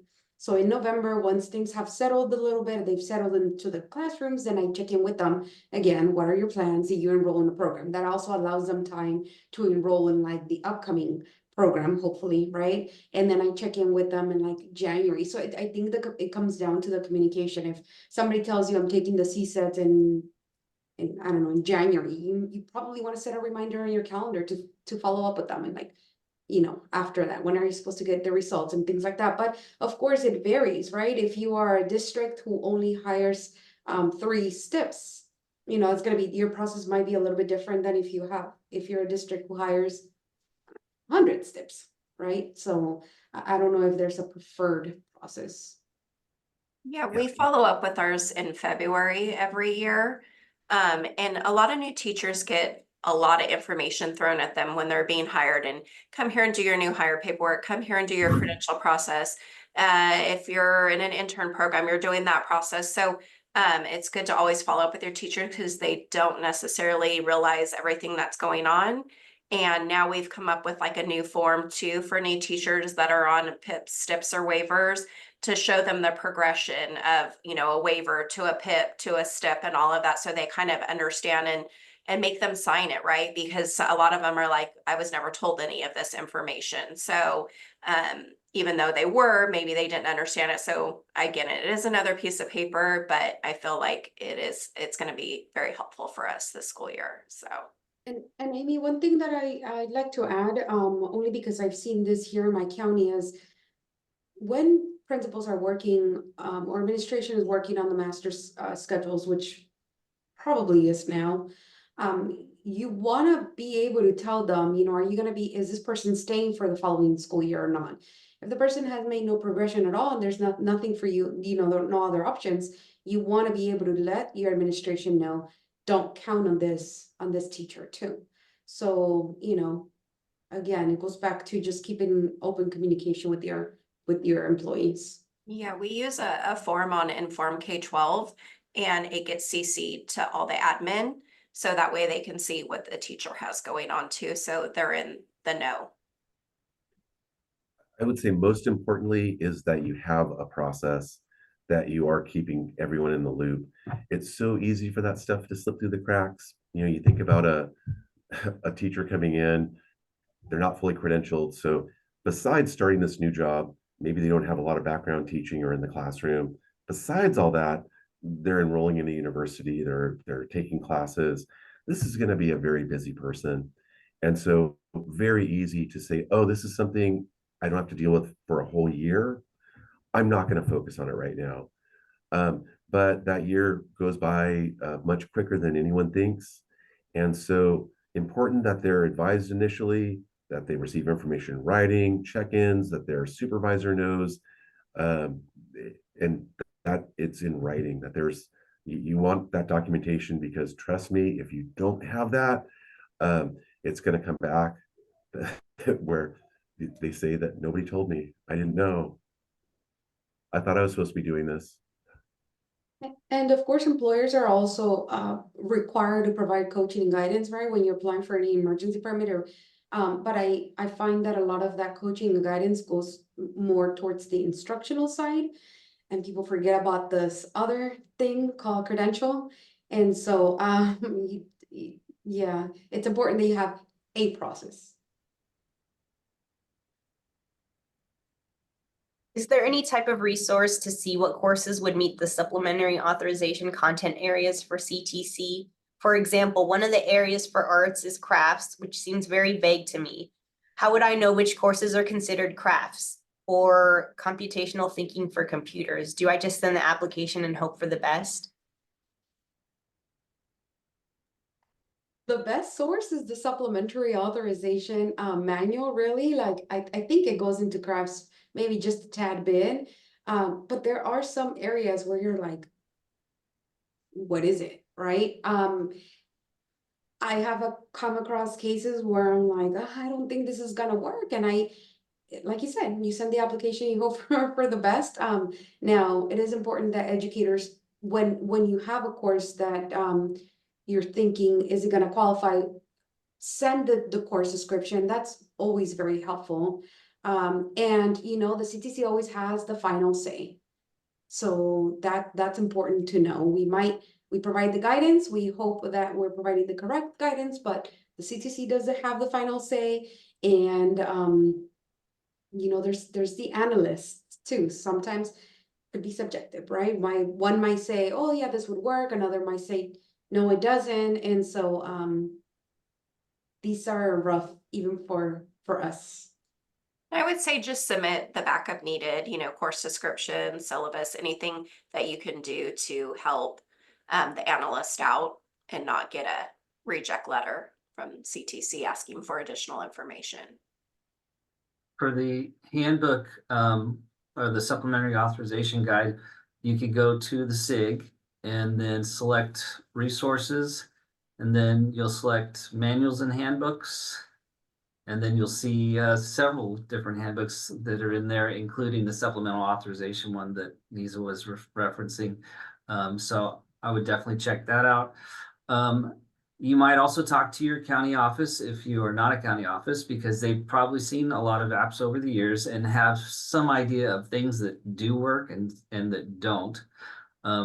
But like everybody else has said, it does feel a bit like you're at the casino when you're trying to do these supplemental authorizations and you're hoping you hit a jackpot with what you send in. So I often have to tell my districts, just advise your applicant that we are doing our best guess on this, and they may not get it or they may get it, and be prepared, especially if that impacts their position. But we do our best shot. And another thing that I have found that can be helpful sometimes is to get a letter from the department chair for a course where you think, well, this was from the art department, I think it would count arts and crafts. I'd ask for a letter from that art department's department chair saying that they believe that course falls under arts and crafts and why. Or if you want to make it even easier, design the letter and ask them to just sign it, you know, sign this, print it on your university letterhead. And the department chair's happy to read through it. And most of the time they're like, yeah, I'm cool with that. You sign it and you get it back super easy. And that can be another piece of evidence to help convince CTC to allow that course to work. It does bring up a good point, though, something Amy said right at the very beginning of the session today. The final granting of any credential or permit is under the purview of CTC. And I do my best to always remind folks about that, applicants and districts. Just because, it looks great. I've done 100,000 of these applications, but this may be an unusual situation. CTC makes the final decision. I'd also say with something like crafts, yes, those will make you crazy. Or in PE, fundamental and creative movement skills, those ones, yeah. So CTC won't typically evaluate a specific course up front. Like you can't say, oh, does physical education, 123 from this university meet the requirement? But you can ask them general questions for sure, like, would a class in ceramics be considered crafts, or would embroidery be considered crafts? And usually they can give you, we can't comment on the specific course, but generally embroidery might be crafts or whatever. I'm not saying that it is crafts here. I'm using it as an example. Please don't quote me on embroidery being crafts. I'm not exactly sure even what it is, but I don't do it. And don't be afraid to question CTC either, because they do have new analysts and they make mistakes too. They're like us, they're human. And so if you feel like you need to question a letter that comes through, then, do so. So. I've never done a temporary permit for statutory leave application. What type of scenarios would these permits come to use? The TIPSL is to be used in long-term assignments where the teacher of record is out of the classroom due to a statutory leave, like a medical leave. Actually, these permits can now be used also in leaves due to like military leaves or admin leaves. The TIPSL is essentially a substitute teaching permit, but it does have additional requirements because the person could potentially remain in the classroom for a whole year, right? Like if the teacher is out on leave. And so there's the 45-hour preparation requirement, and then there's also the requirement for the units in the specific content area that they are to teach. One of the biggest benefits of the TIPSL is that continuity for those students, because you're not rotating subs every 20 days for special ed or 30 days for gen ed. You're having the same substitute in the assignment for the entire duration of that leave. So it's very supportive of the students and their needs as well. And when evaluating for a TIPSL, we evaluate for all areas, so it's one fee.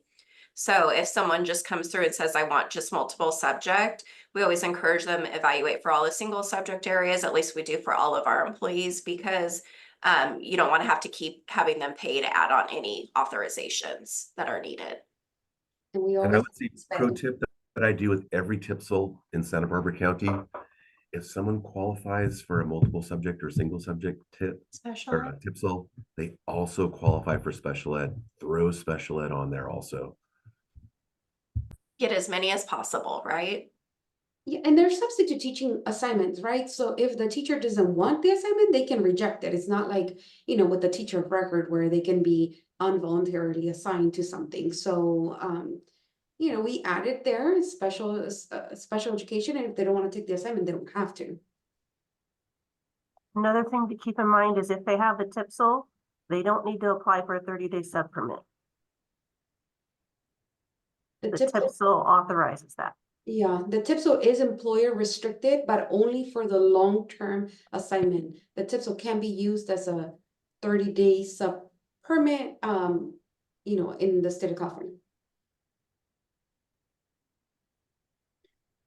If we hire someone with a preliminary credential, whose responsibility is it to submit documentation for the educator to clear their credential? The program or the LEA? I would say that really depends on what it is that they need to complete to get their clear credential. If their requirement involves induction, then most likely they're going to get recommended for their credential through their induction program upon completion of induction.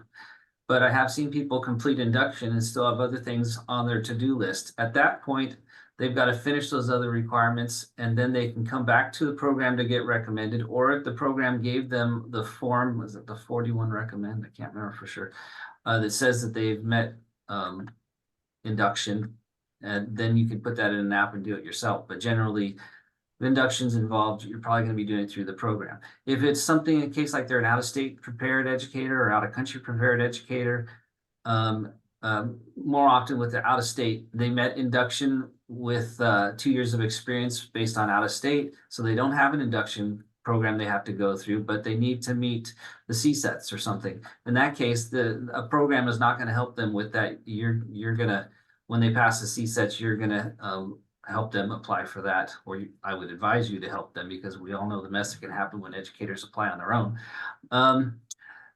But there could be other cases where someone needs to meet a requirement. Maybe it's, I don't know. I don't want to close the door on. There could be other requirements that they have to meet where they do it through a program, and that program is willing to help them apply at the completion of that requirement. I was thinking CTEL, but I'm not sure if that would be the case. But anyway, anybody think of something, or maybe it is always going to be the employer if it's not induction. That's a good scenario, Paul, the CTEL, because a lot of times, and you know, at the end of the day, you're, as the employer, you're still wanting to check that the person continues to remain eligible for the position, right? So whether it be because, you know, they have to renew it, or because maybe they have to earn the the EL authorization that they need to remain in the position, it's still on you, credentialing folks out there, to make sure that they're either know what they're doing, or they're involved with an induction program, or you're checking up on them and you want to help them, you know, apply for it. I mean, the most typical renewal requirements we see are after induction are the EL authorization, meeting basic skills within that 1 year. Those are the most typical. There's obviously others. We'll do one more question and then we'll stop for a break, another 5-minute break. An educator has an out-of-state credential. What permit can we apply while transferring one of the they have, seems like multiple credential areas. What permit can we apply while the transferring of the credentials is on the process, or in the process?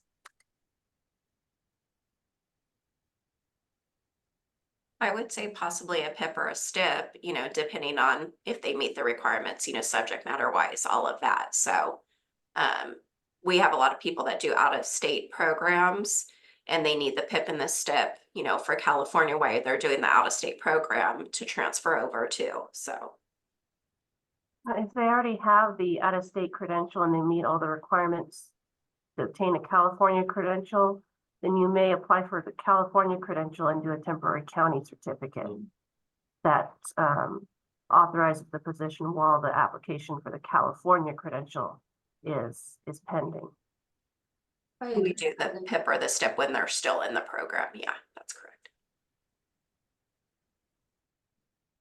Go ahead, Nisa. I'm sorry. No, I was just saying, I agree. If they meet the requirements, then just get that going.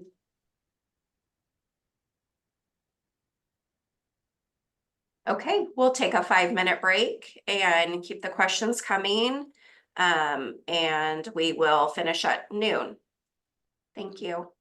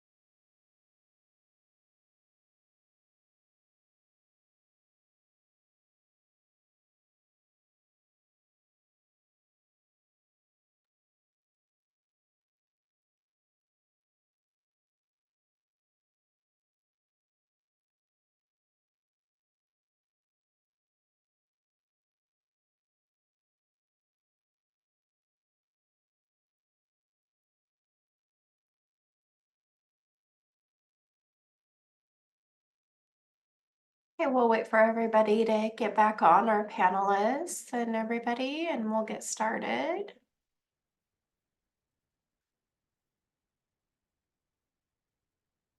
Cheryl, will you be ready to take over? Good, okay.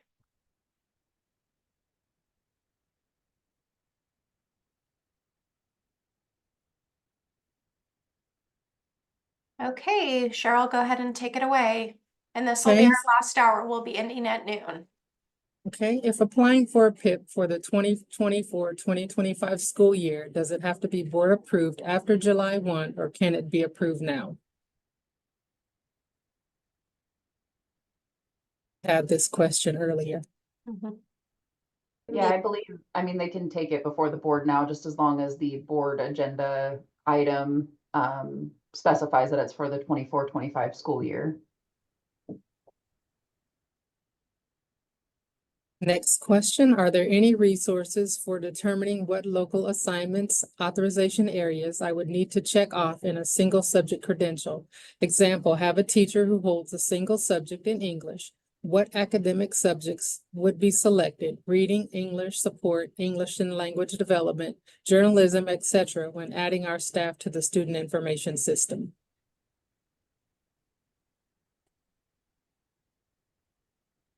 Okay, so I'm confused with the local assignment options that you're throwing in there. I think you're trying to say, the question as I read it says, what are the subsumed areas in within a single subject? If that's the question, you can go over to the SIG under resources. You click on departmentalize link, and then on the single subjects, and you'll see all the different single subject with all the subsumed areas there. Teacher has taught leadership for the last 5 years and signs a LAO consent every year. She asked this year why she has to sign a new consent every year, even though the consent states that she consents to the assignment until she stops teaching it. Is a new one required every school year, even if there's no change in the assignment? Yes. Sounds like maybe you need to revise your consent form to not, I mean, obviously she's consenting to it for the year, but maybe take out the language until you stop teaching it. Okay. Can a multiple subject TK intern teacher whose document is being ended by her university prior to its expiration date due to only needing to pass TPA qualify for the emergency specialist teaching permit in early childhood education since she meets the requirements 1 through 6 for initial issuance? Or is this considered stepping down from the intern?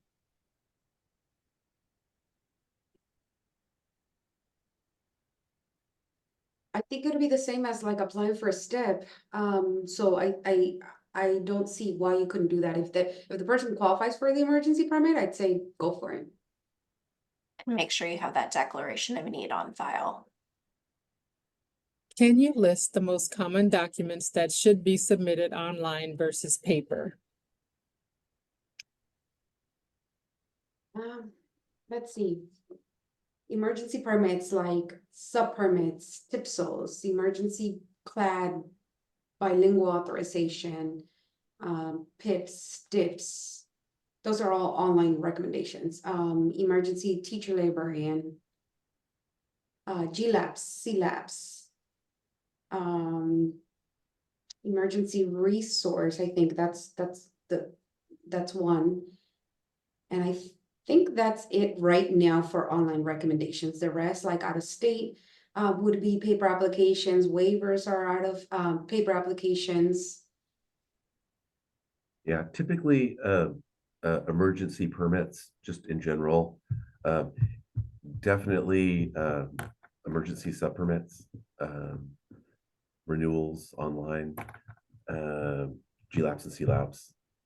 The stuff you see on the Declaration of Need plus 30-day sub permits, not prospective teacher sub permits. It's a whole different ball of wax. The list that I have is your PIPs, STIPs, GLAPS, CLAPS, emergency specialist, teaching permit in early childhood education, TPSL, emergency clad, emergency bilingual, emergency resource, emergency teacher librarian, and the career substitute teaching permits. Your local education agencies continue to do initial recommendations of the emergency 30-day subs, which the educator renews online. Program sponsors continue to do the recommendations for interns, prelims, and clears. And educators can still do the certificate of clearance and the activity supervisor certificate of clearance. So your paper applications are going to be out-of-state applications, out of the United States applications, waivers, appeals or extensions, restriction additions and or changes, renewal applications where there are CTC online errors, and renewal applications when the educator or service provider did not complete the online renewal on or before the expiration date. Also, a little tidbit on this one is that CTC really wants to get to the point where everything can be done online. And their goal was, if you weren't aware, and probably you are, but they just moved offices. So don't send apps to the old address anymore, by the way. So they just moved their building.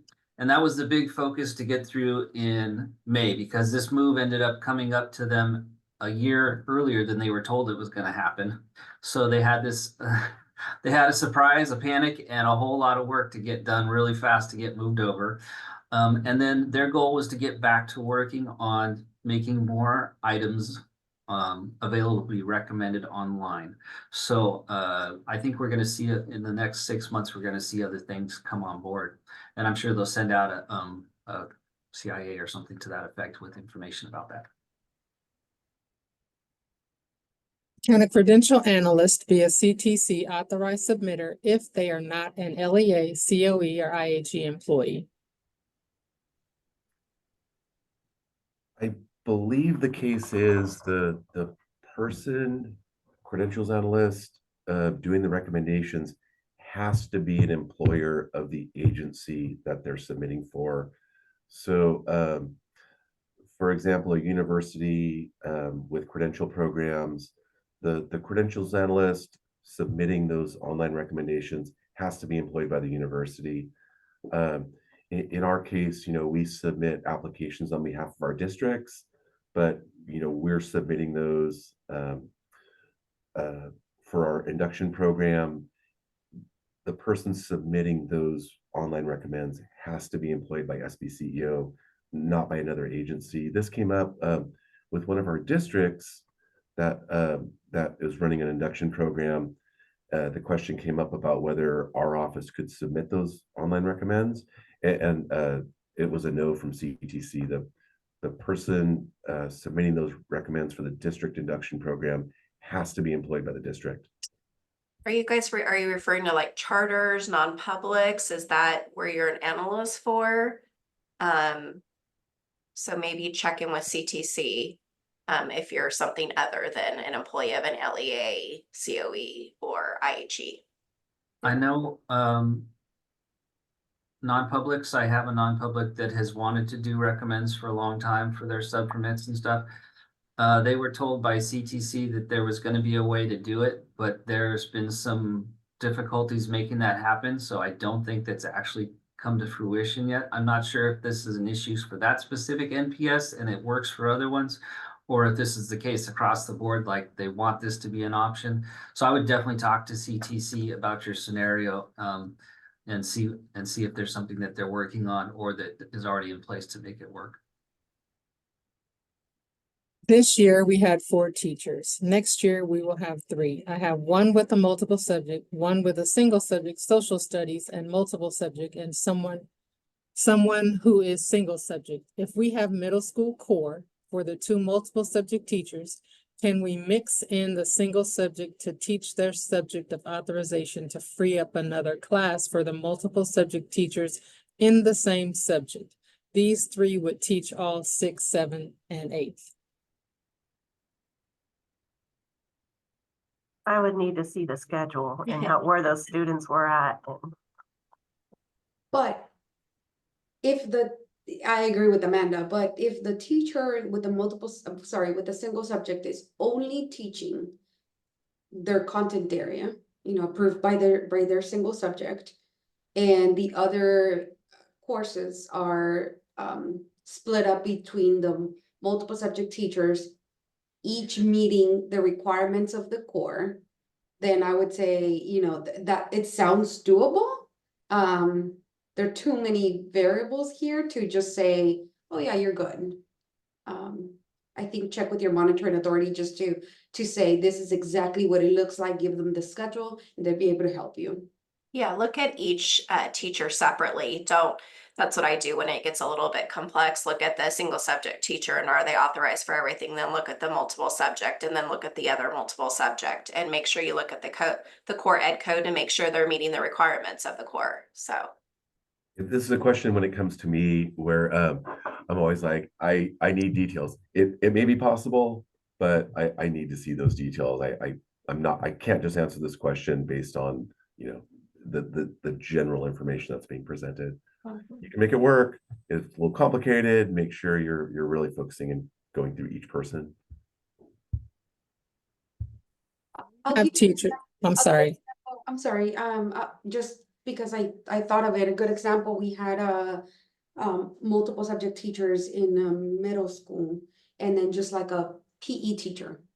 A PE teacher that would pull the PE, you know, students for PE instruction, and the rest of the subject, it was more of like a coring, and so in that case, it worked. That's why I said like, it's possible, but without all the like specific details, it's hard to say just an absolute yes. When we have teachers who are doing core, for example, a teacher who teaches 3 periods of science and 2 periods of math, will the educator need an authorization for both math and science, or will a multiple subject credential suffice? For the subject- core settings, it's 2 or more subjects to the same group of kids, 5th through 8th grade. So if they hold that multiple subject credential, then they don't need, if they meet the requirements of the local assignment option, the multiple subject will be okay. If they don't meet the requirements of the local assignment option, then, and let's say it turns out to be departmentalized math for over half the day, then they'll need that math authorization.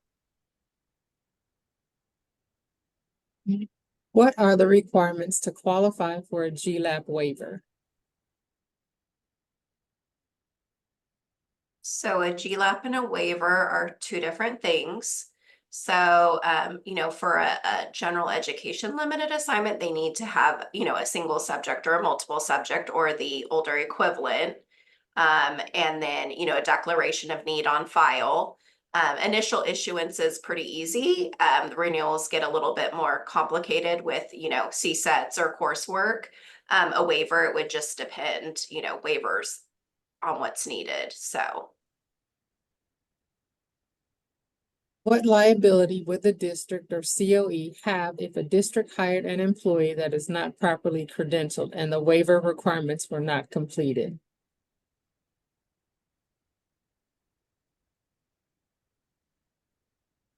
So reading between the lines, it sounds like you're talking about an educator who has been employed on a variable term waiver document, but did not complete the requirements for extending the waiver or for reapplying for another waiver.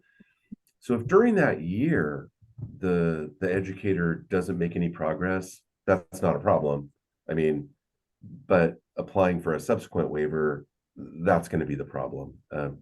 They would need appropriate coverage for the following year. You could submit a subsequent waiver, I guess, as sort of an appeal in a sense, but yeah, they would need appropriate coverage. And as far as liability, you just want to make every effort to make sure that staff is appropriately assigned. You don't want to go there and say, what happens if we break the rules? That's just never going to end well for you. And as CalSAS comes more and more, we're getting more transparency.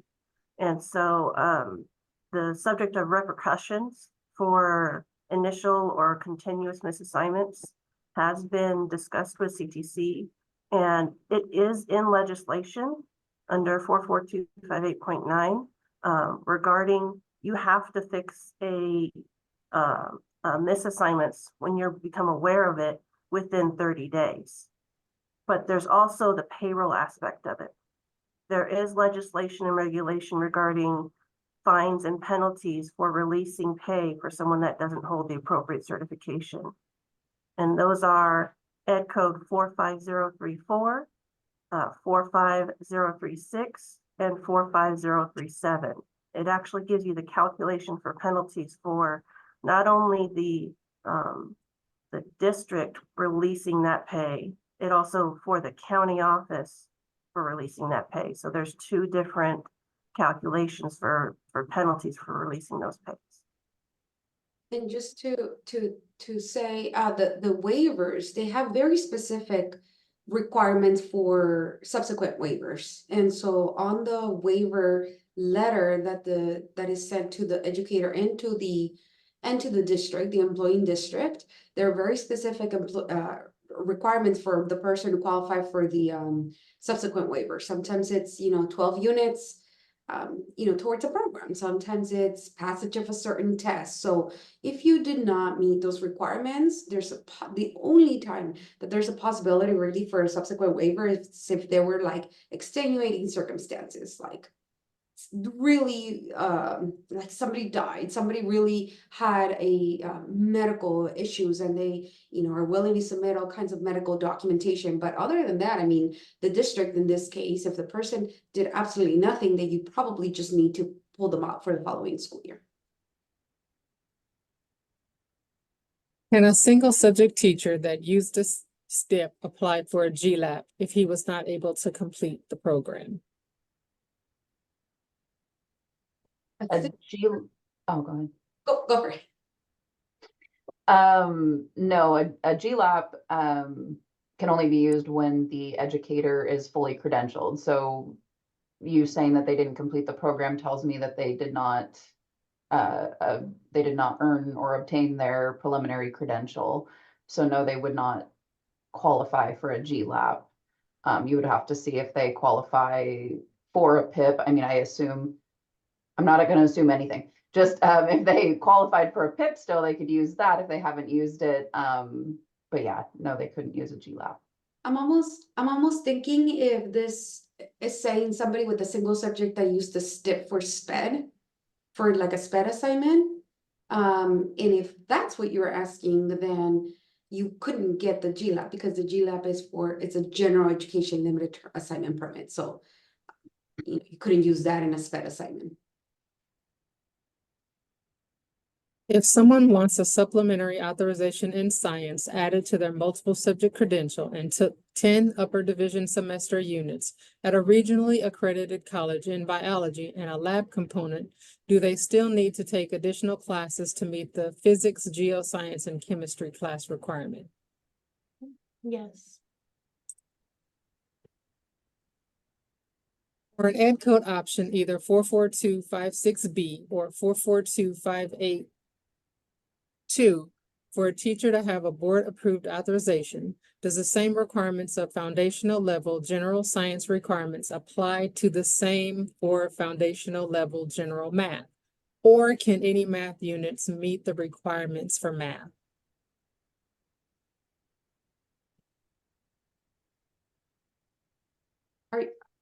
Are you saying like, do the local assignment options? I think I'm reading that the person is asking, do they need to have like the different content areas? Like when you're adding a supplementary authorization, you need to meet the different content areas like algebra, geometry, intro in numbers or real math. I think you're asking if you have to meet those content areas or any math, or you could use any math courses. This is a really good one to verify with your local, with your monitoring authority. In Ventura County, I would say we would take any math units that are BA applicable. We wouldn't hold you to meeting the different content areas, but that's not to say every monitoring authority would do the same. But Yeah. definitely check with your monitoring authority, but just remember, these are local assignment options.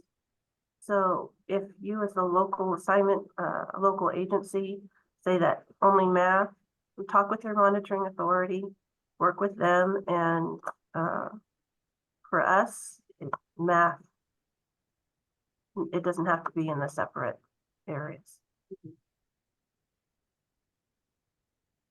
Hello, can we do a committee on assignment for dance? The teacher we are considering for the assignment only has a multiple subject credential. I'm trying to use if COA would work, or if our only option is a GLAP for dance. Committee on assignment would work because it's an elective course. Back to the APE question, is there a waiver or something we can put them on to teach it ASAP? Or they have to wait until the APE program is complete? Yes, there is an APE waiver. Yeah, variable term waiver document. Does anyone have an idea on how to meet the dance movement requirement for a supplemental authorization in PE? My teacher holds a multiple subject credential with a BA sports leadership, lots of PE and kinesiology course, but in doing the evaluation, he is missing dance movement for the supplemental authorization. I have him on an LAO this year, but would like him to get the supplement. With teaching full-time, finding a course has been a challenge.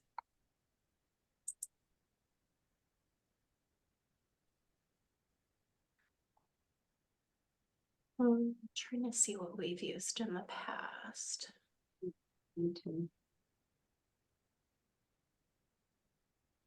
That came up for me recently because now that dance is a single subject area, dance is its own supplementary authorization. That would have been something in the past that would have been used for a PE supplemental, but not so much these days. Gymnastics was the one that I kind of ended up on.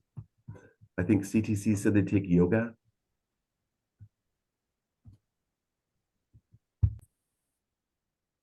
I can't find my stuff right now, but those are good examples, Tom. I agree, and I'm looking too. I know we have a whole sheet on it, right? We do. Maybe we can circle back to that one. Yeah. Can you give me an example of how a teacher can apply for a STIP first, then a PIP for the following year? I remember last teaching Tuesday, they said a person cannot move down the ladder. Well, the Oh, PIP go- Yeah, if subject matter competency is the main key here. So if they held a STIP based on units and not based on examination, then they can go for a PIP afterwards if they haven't met subject matter competency before they apply for their STIP, for their PIP. But one thing to mention is the PIP and the STIP, they're equal. They're not up or down on the ladder. The only thing that is different is, meeting subject matter competence. The PIP was meant for anticipated vacancies, therefore, requires board approval, you have more time. The STIP was created for unanticipated vacancies, something that you need to fill right away, but they're equal, they're not like going back and forth. And I would say for long-term planning, and this is something that I learned the hard way, is if you have someone that you're bringing on who doesn't have a credential and they're going to need that time on a PIP and a STIP before they, get far enough into a program where they can get an intern credential. Oftentimes, or most of the time, it makes more sense to start them on the PIP because that allows them flexibility to start working on, say, taking the CSAT. Whereas many years back when the system first started, I started someone on a STIP. She was a go-getter, excellent teacher. Luckily, she made it through, but she jumped on taking CSAT, got disqualified from a PIP. So we were stuck. Luckily, she was able to get her intern credential and keep going. But yeah, that one made me sweat because I was like, yeah, STIP first thing, right? But consider, if you know you're probably going to need both, consider starting with a PIP. Thought an educator could apply for a PIP more than once. Can you please repeat your answer on, can I apply for a PIP more than once if it was in a different subject each time? PIP for math in 22-23, PIP for SPED in 24-25. No.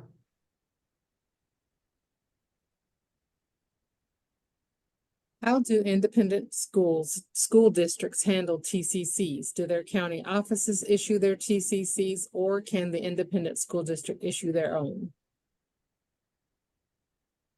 Only counties have the authority to grant TCCs.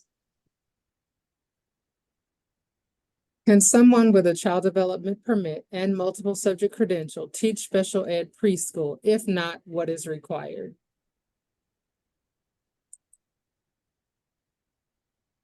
No, you need the special education credential in early childhood. ECSE is the old authorization, ECER, is that what it is? Or 3ER, sorry, it's the new authorization, but it's its own credential. Can an educator with a CTE credential teach CTE courses in middle school regardless in what the credential is in, as long as a course is a CTE course? Course content must match the authorization. What you bump into in middle school is the courses are more exploratory, and so they're not necessarily focused on one CTE area, or that the course may be 50% or more academic standards, and or 50% or less CTE standards. And in those cases, there's more flexibility in assigning the person. So I think that's where that question sort of comes up with middle schools. But yeah, if it's a CTE course and it's clearly a CTE course on, you know, business occupations, whatever, and it's more than 50% CTE standards in the course, then they definitely need appropriate coverage for that. I want to jump back to the TCC question. There is a provision for districts, and they have to meet very specific requirements to issue their own TCCs.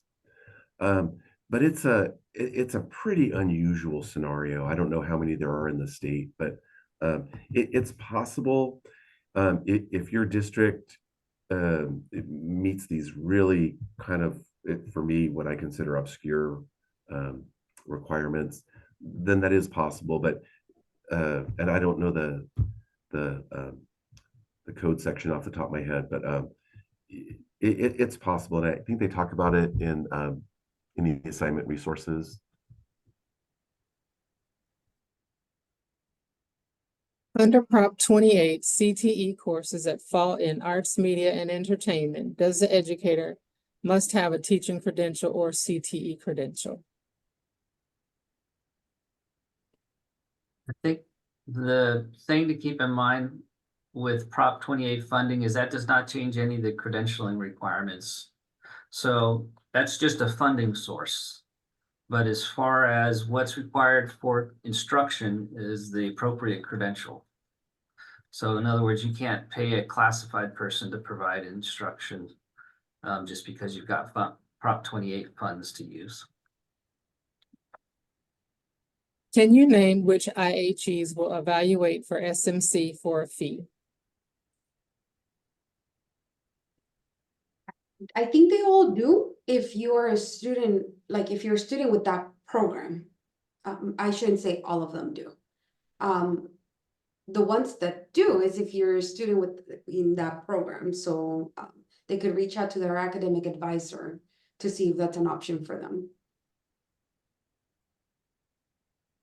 An employee's preliminary is about to expire in October, and they have applied to become a teacher librarian. They have not completed all requirements for a clear credential and would like to request an extension. Can an extension be requested for a preliminary, and can the employee also apply for the emergency teacher librarian at the same time? Well, the extension would be, you would need to send the extension with an issuance date of October. And no, separate applications, first of all, because that would yield two different documents. The problem here is the extension would be effective 10/1, so the person would need to extend prior to obtaining the emergency teacher librarian. If you do the teacher librarian first, the CTC will grant it with an effective date of, say, July 1st to October 1st.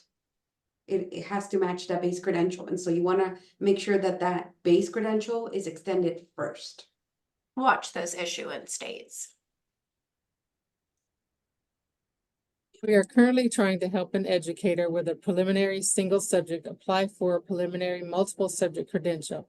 However, they need to complete coursework in developing English language skills for beginning readers. Do you know what this university course is?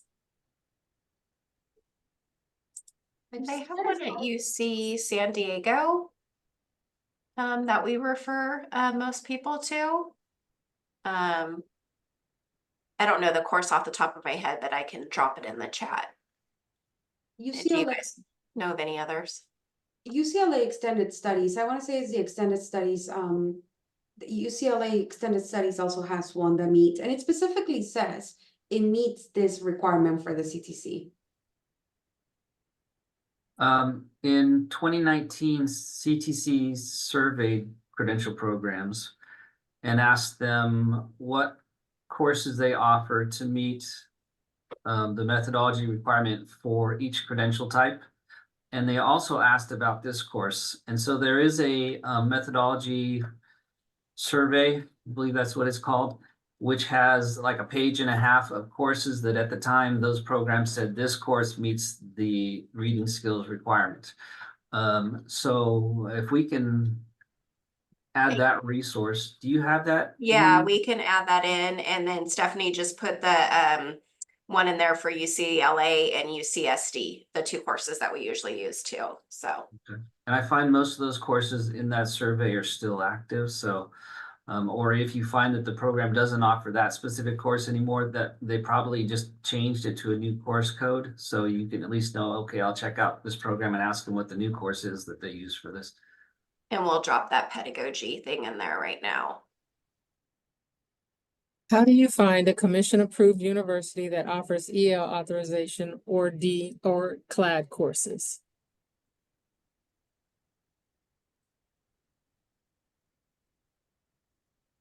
On the CTC's website, right at the top, you'll see data and reports, and underneath you'll see approved institutions and programs. That'll give you, you can get a list of there that for the CTEL programs. Now, I'm sorry, Nisa, go ahead.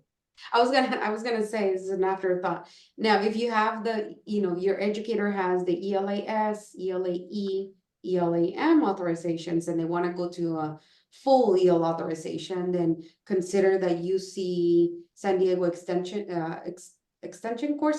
course 6-quarter unit. Amy mentioned it earlier. It'll take someone from that limited EL authorization to a full ELA1 authorization. With I'll drop those in the chat right now. Where do you get a list of universities that offer EL courses and courses they need? I think we just talked about that.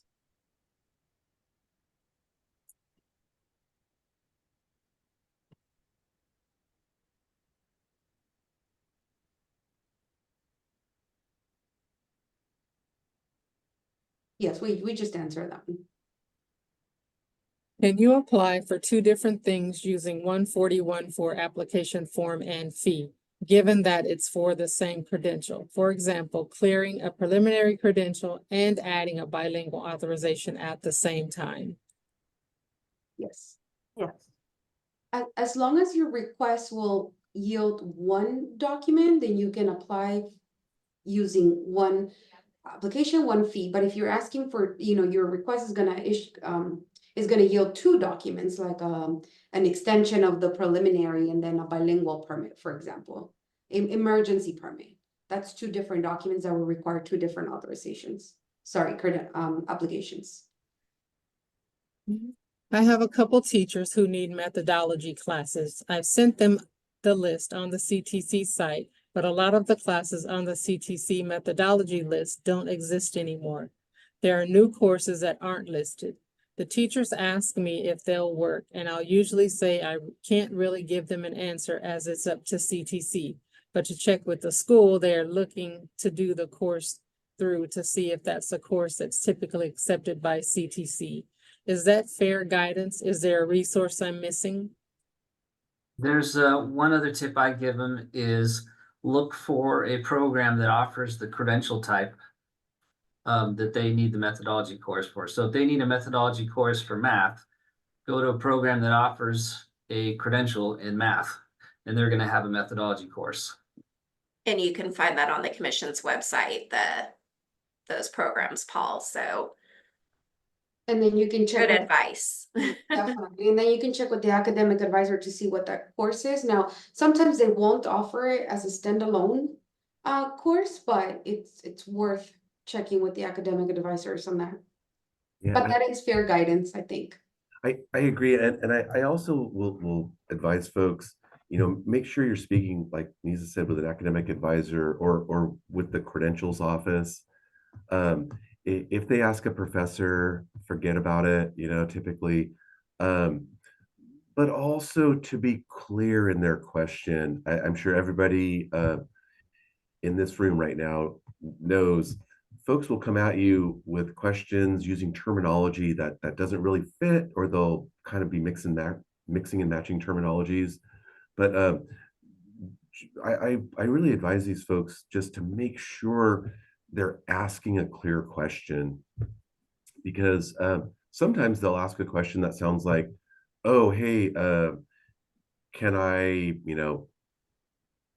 get this credential from you guys? When really that's not what they want to know. They want to know if the methodology course works for adding an authorization to their single subject credential. So those are just two other tips. And you may find, to save yourself time, even though it doesn't feel like it when you do it, is you give them the verbiage. You say, here's the email to send the registrar. I would like to take a methodology course for math so that I can add it to my other single subject, and CTC listed you as a program. Give them all the verbiage so that you know the right thing to say and the right way to ask it. And even if you say, well, I'm not totally positive, you can come up with a better email than an educator who this is not their thing. We're doing stuff to them so that they can focus on their classroom instruction. And when they, like Tom said, that I can't tell you how many times I get a thing where I went and I asked them this and they said, no. I'm like, wait, you asked what? That's not what you were supposed. So I've just learned, instead of that back and forth and trying to figure it out and misdirection and all that, if I say, here's the email, send this to them and ask them to, and you can even CC me on it. And then if you want me involved, then the three of us can talk it out and can make sure that they're giving you the answer. If I sense they don't understand something, I'll chime in. Seems like a nuisance, but it's a lot less of a nuisance for me than an educator. I can't get their credential thing resolved because they're asking the wrong questions and getting the wrong answers. And I think that's great to give the guidance, because me personally, I don't want to say this is the class that you need, because if something happens, I don't want it coming back on us. So I think that's great advice. Okay. I think this should say, are there various authorizations on the TPSL? I always thought it was only one authorization. You can have more than one authorization on a TPSL.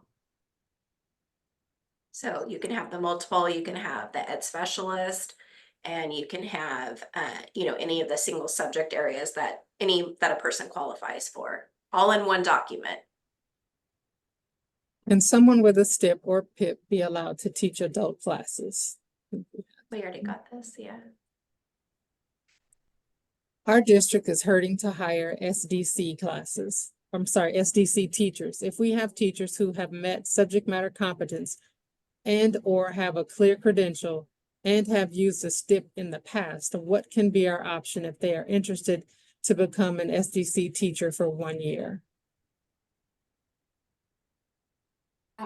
I would have them reach out to a program. I mean, these teachers are more ahead in the game than somebody that it's not never reached out to a credentialing program, right? Because they've met subject matter, the trunk of the base credential or the credentials sometimes is sort of similar. And so depending on the program, it may be that you might be intern eligible pretty quickly. And so that would be the best recommendation. Other than that, there are no options. Is there an average processing time for a COC to be granted for applicants without a yes answer to professional fitness questions? Average 50 working days. Well, for COC. yeah, for a certificate of clearance with no yes answers. I've seen them granted in one day when there's fingerprints done and yeah. I don't have an average answer. They say typically within 10 business days. Was that with no? Sorry. Yeah, those are really fast. But even then, things come up, maybe their fingerprints didn't come through right, maybe they didn't come through at all, maybe they forgot to fingerprint. But I've had cases where they fingerprinted, the prints went through, but they didn't get attached to their educator profile. And they were in limbo in the commissions system, and so we had to email the fingerprints team and ask them, did you receive these prints? And they're like, oh yes, we need to fix that. And then I don't know what they do on their end, but that fixes it quickly, and then something can process. So yeah, it's hard to put a time range on those. Yeah, and there's also just like you said, Paul, obscure situations that can come up. Younger folks tend to have all their records in digital form, so it's easy for DOJ, et cetera, to access those records, where, you know, older folks who maybe moved around, lived in another country, lived in a number of different states, served in the military, you know, they might have records that are not in digital format. And so their clearance may just take a lot longer or a bit longer based on those other factors. When a teacher's credential or permit expires and has a lapse, is there an ed code you can send us so that we can always reference when we have a teacher telling us you can't just hold my pay? The ones that I quote are the 45034, 45036, and 45037. But for us, that's based on holding the credential. I'm not the employer. There is employment law regarding payment for services provided. So you'll have to check in with those too.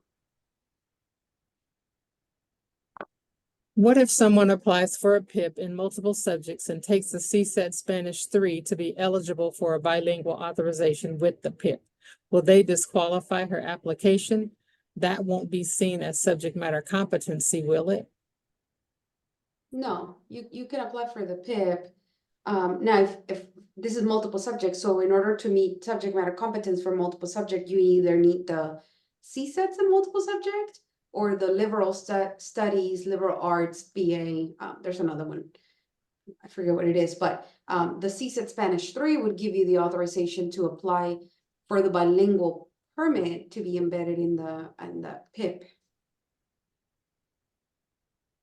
Do we need to request the ed code or course code from the university or college that has offered the methodology to the educator and does not specifically say it is methodology on the transcripts? Sometimes. It really depends on what the course is. Is it a current course or is it an older one? I would say if you have access to it, submit it. I've had cases where the university offers methodology courses for multiple different single subject areas, and they all have the same course code. And so we had to get a letter from the I think it was the registrar that's worked that says this was for PE, this was for whatever. So there's even times like that where you just don't have enough information based on the course code. And I think CTC usually knows, even if they send you a reject because you didn't provide that, I think most of them know to ask you, to prompt you for, can you get something that tells us what this methodology course was for. I would say a general answer too to that question is typically you should be able to see, especially from a course description, whether a class is a methodology class. If you're having to pursue additional documentation just to prove it's a methodology class, I would say it's probably not that likely that it's actually a methodology class, because they want to make it clear what the content is. And if the employee is saying this is a methodology class and it's not clear, get a letter from the registrar. Just have the registrar verify it and then send it up to CTC. Back to middle school, can courses that start with pre or exploratory be considered electives for Title V 80005B? Or must the teacher have a multiple subject core assignment or a single subject in that area? I But think you might be talking about like wheel or there's different specifics between each setting. So I would definitely need to see more information before I say yes, Title V or no. Go, Lisa. Sorry, Paul, I don't think it's ever safe to say, just because they begin with this, I'm gonna go with this, with this credential, I think you need to review what the content of the course is, and then make that determination. Yeah, and I would say pre is not, that's not safe to make any assumptions about. Consider pre-calculus. Yes, you need that covered appropriately for math. Our district is hurting to hire special day class teachers. If we have teachers who have met subject matter competence, I think we read this, or has a clear credential, or have used a STIP in the past, what can be our option if they are interested in becoming an STC teacher for 1 year? Hire sped aides with a bachelor's degree with 3+ years experience as sped aides. That is an option, yes. Last question. In regards to subject matter competency for a PIP, does an associate's degree in liberal arts meet that or only a BA? BA. Only a BA. So that concludes our questions. I appreciate you all for being here with us today, and we will definitely get those recordings out soon. And thank you so much to Nisa, Amanda, Tom, Paul, Ashley, Marlene, Cheryl, and Stephanie here at our county office, and Craig, our IT guy also. Thank you so much, everyone, for your time, and we appreciate your expertise. So we'll see everyone hopefully in November at the CCAC annual conference. Thank you. Bye-bye. Thank you. Everyone. Bye.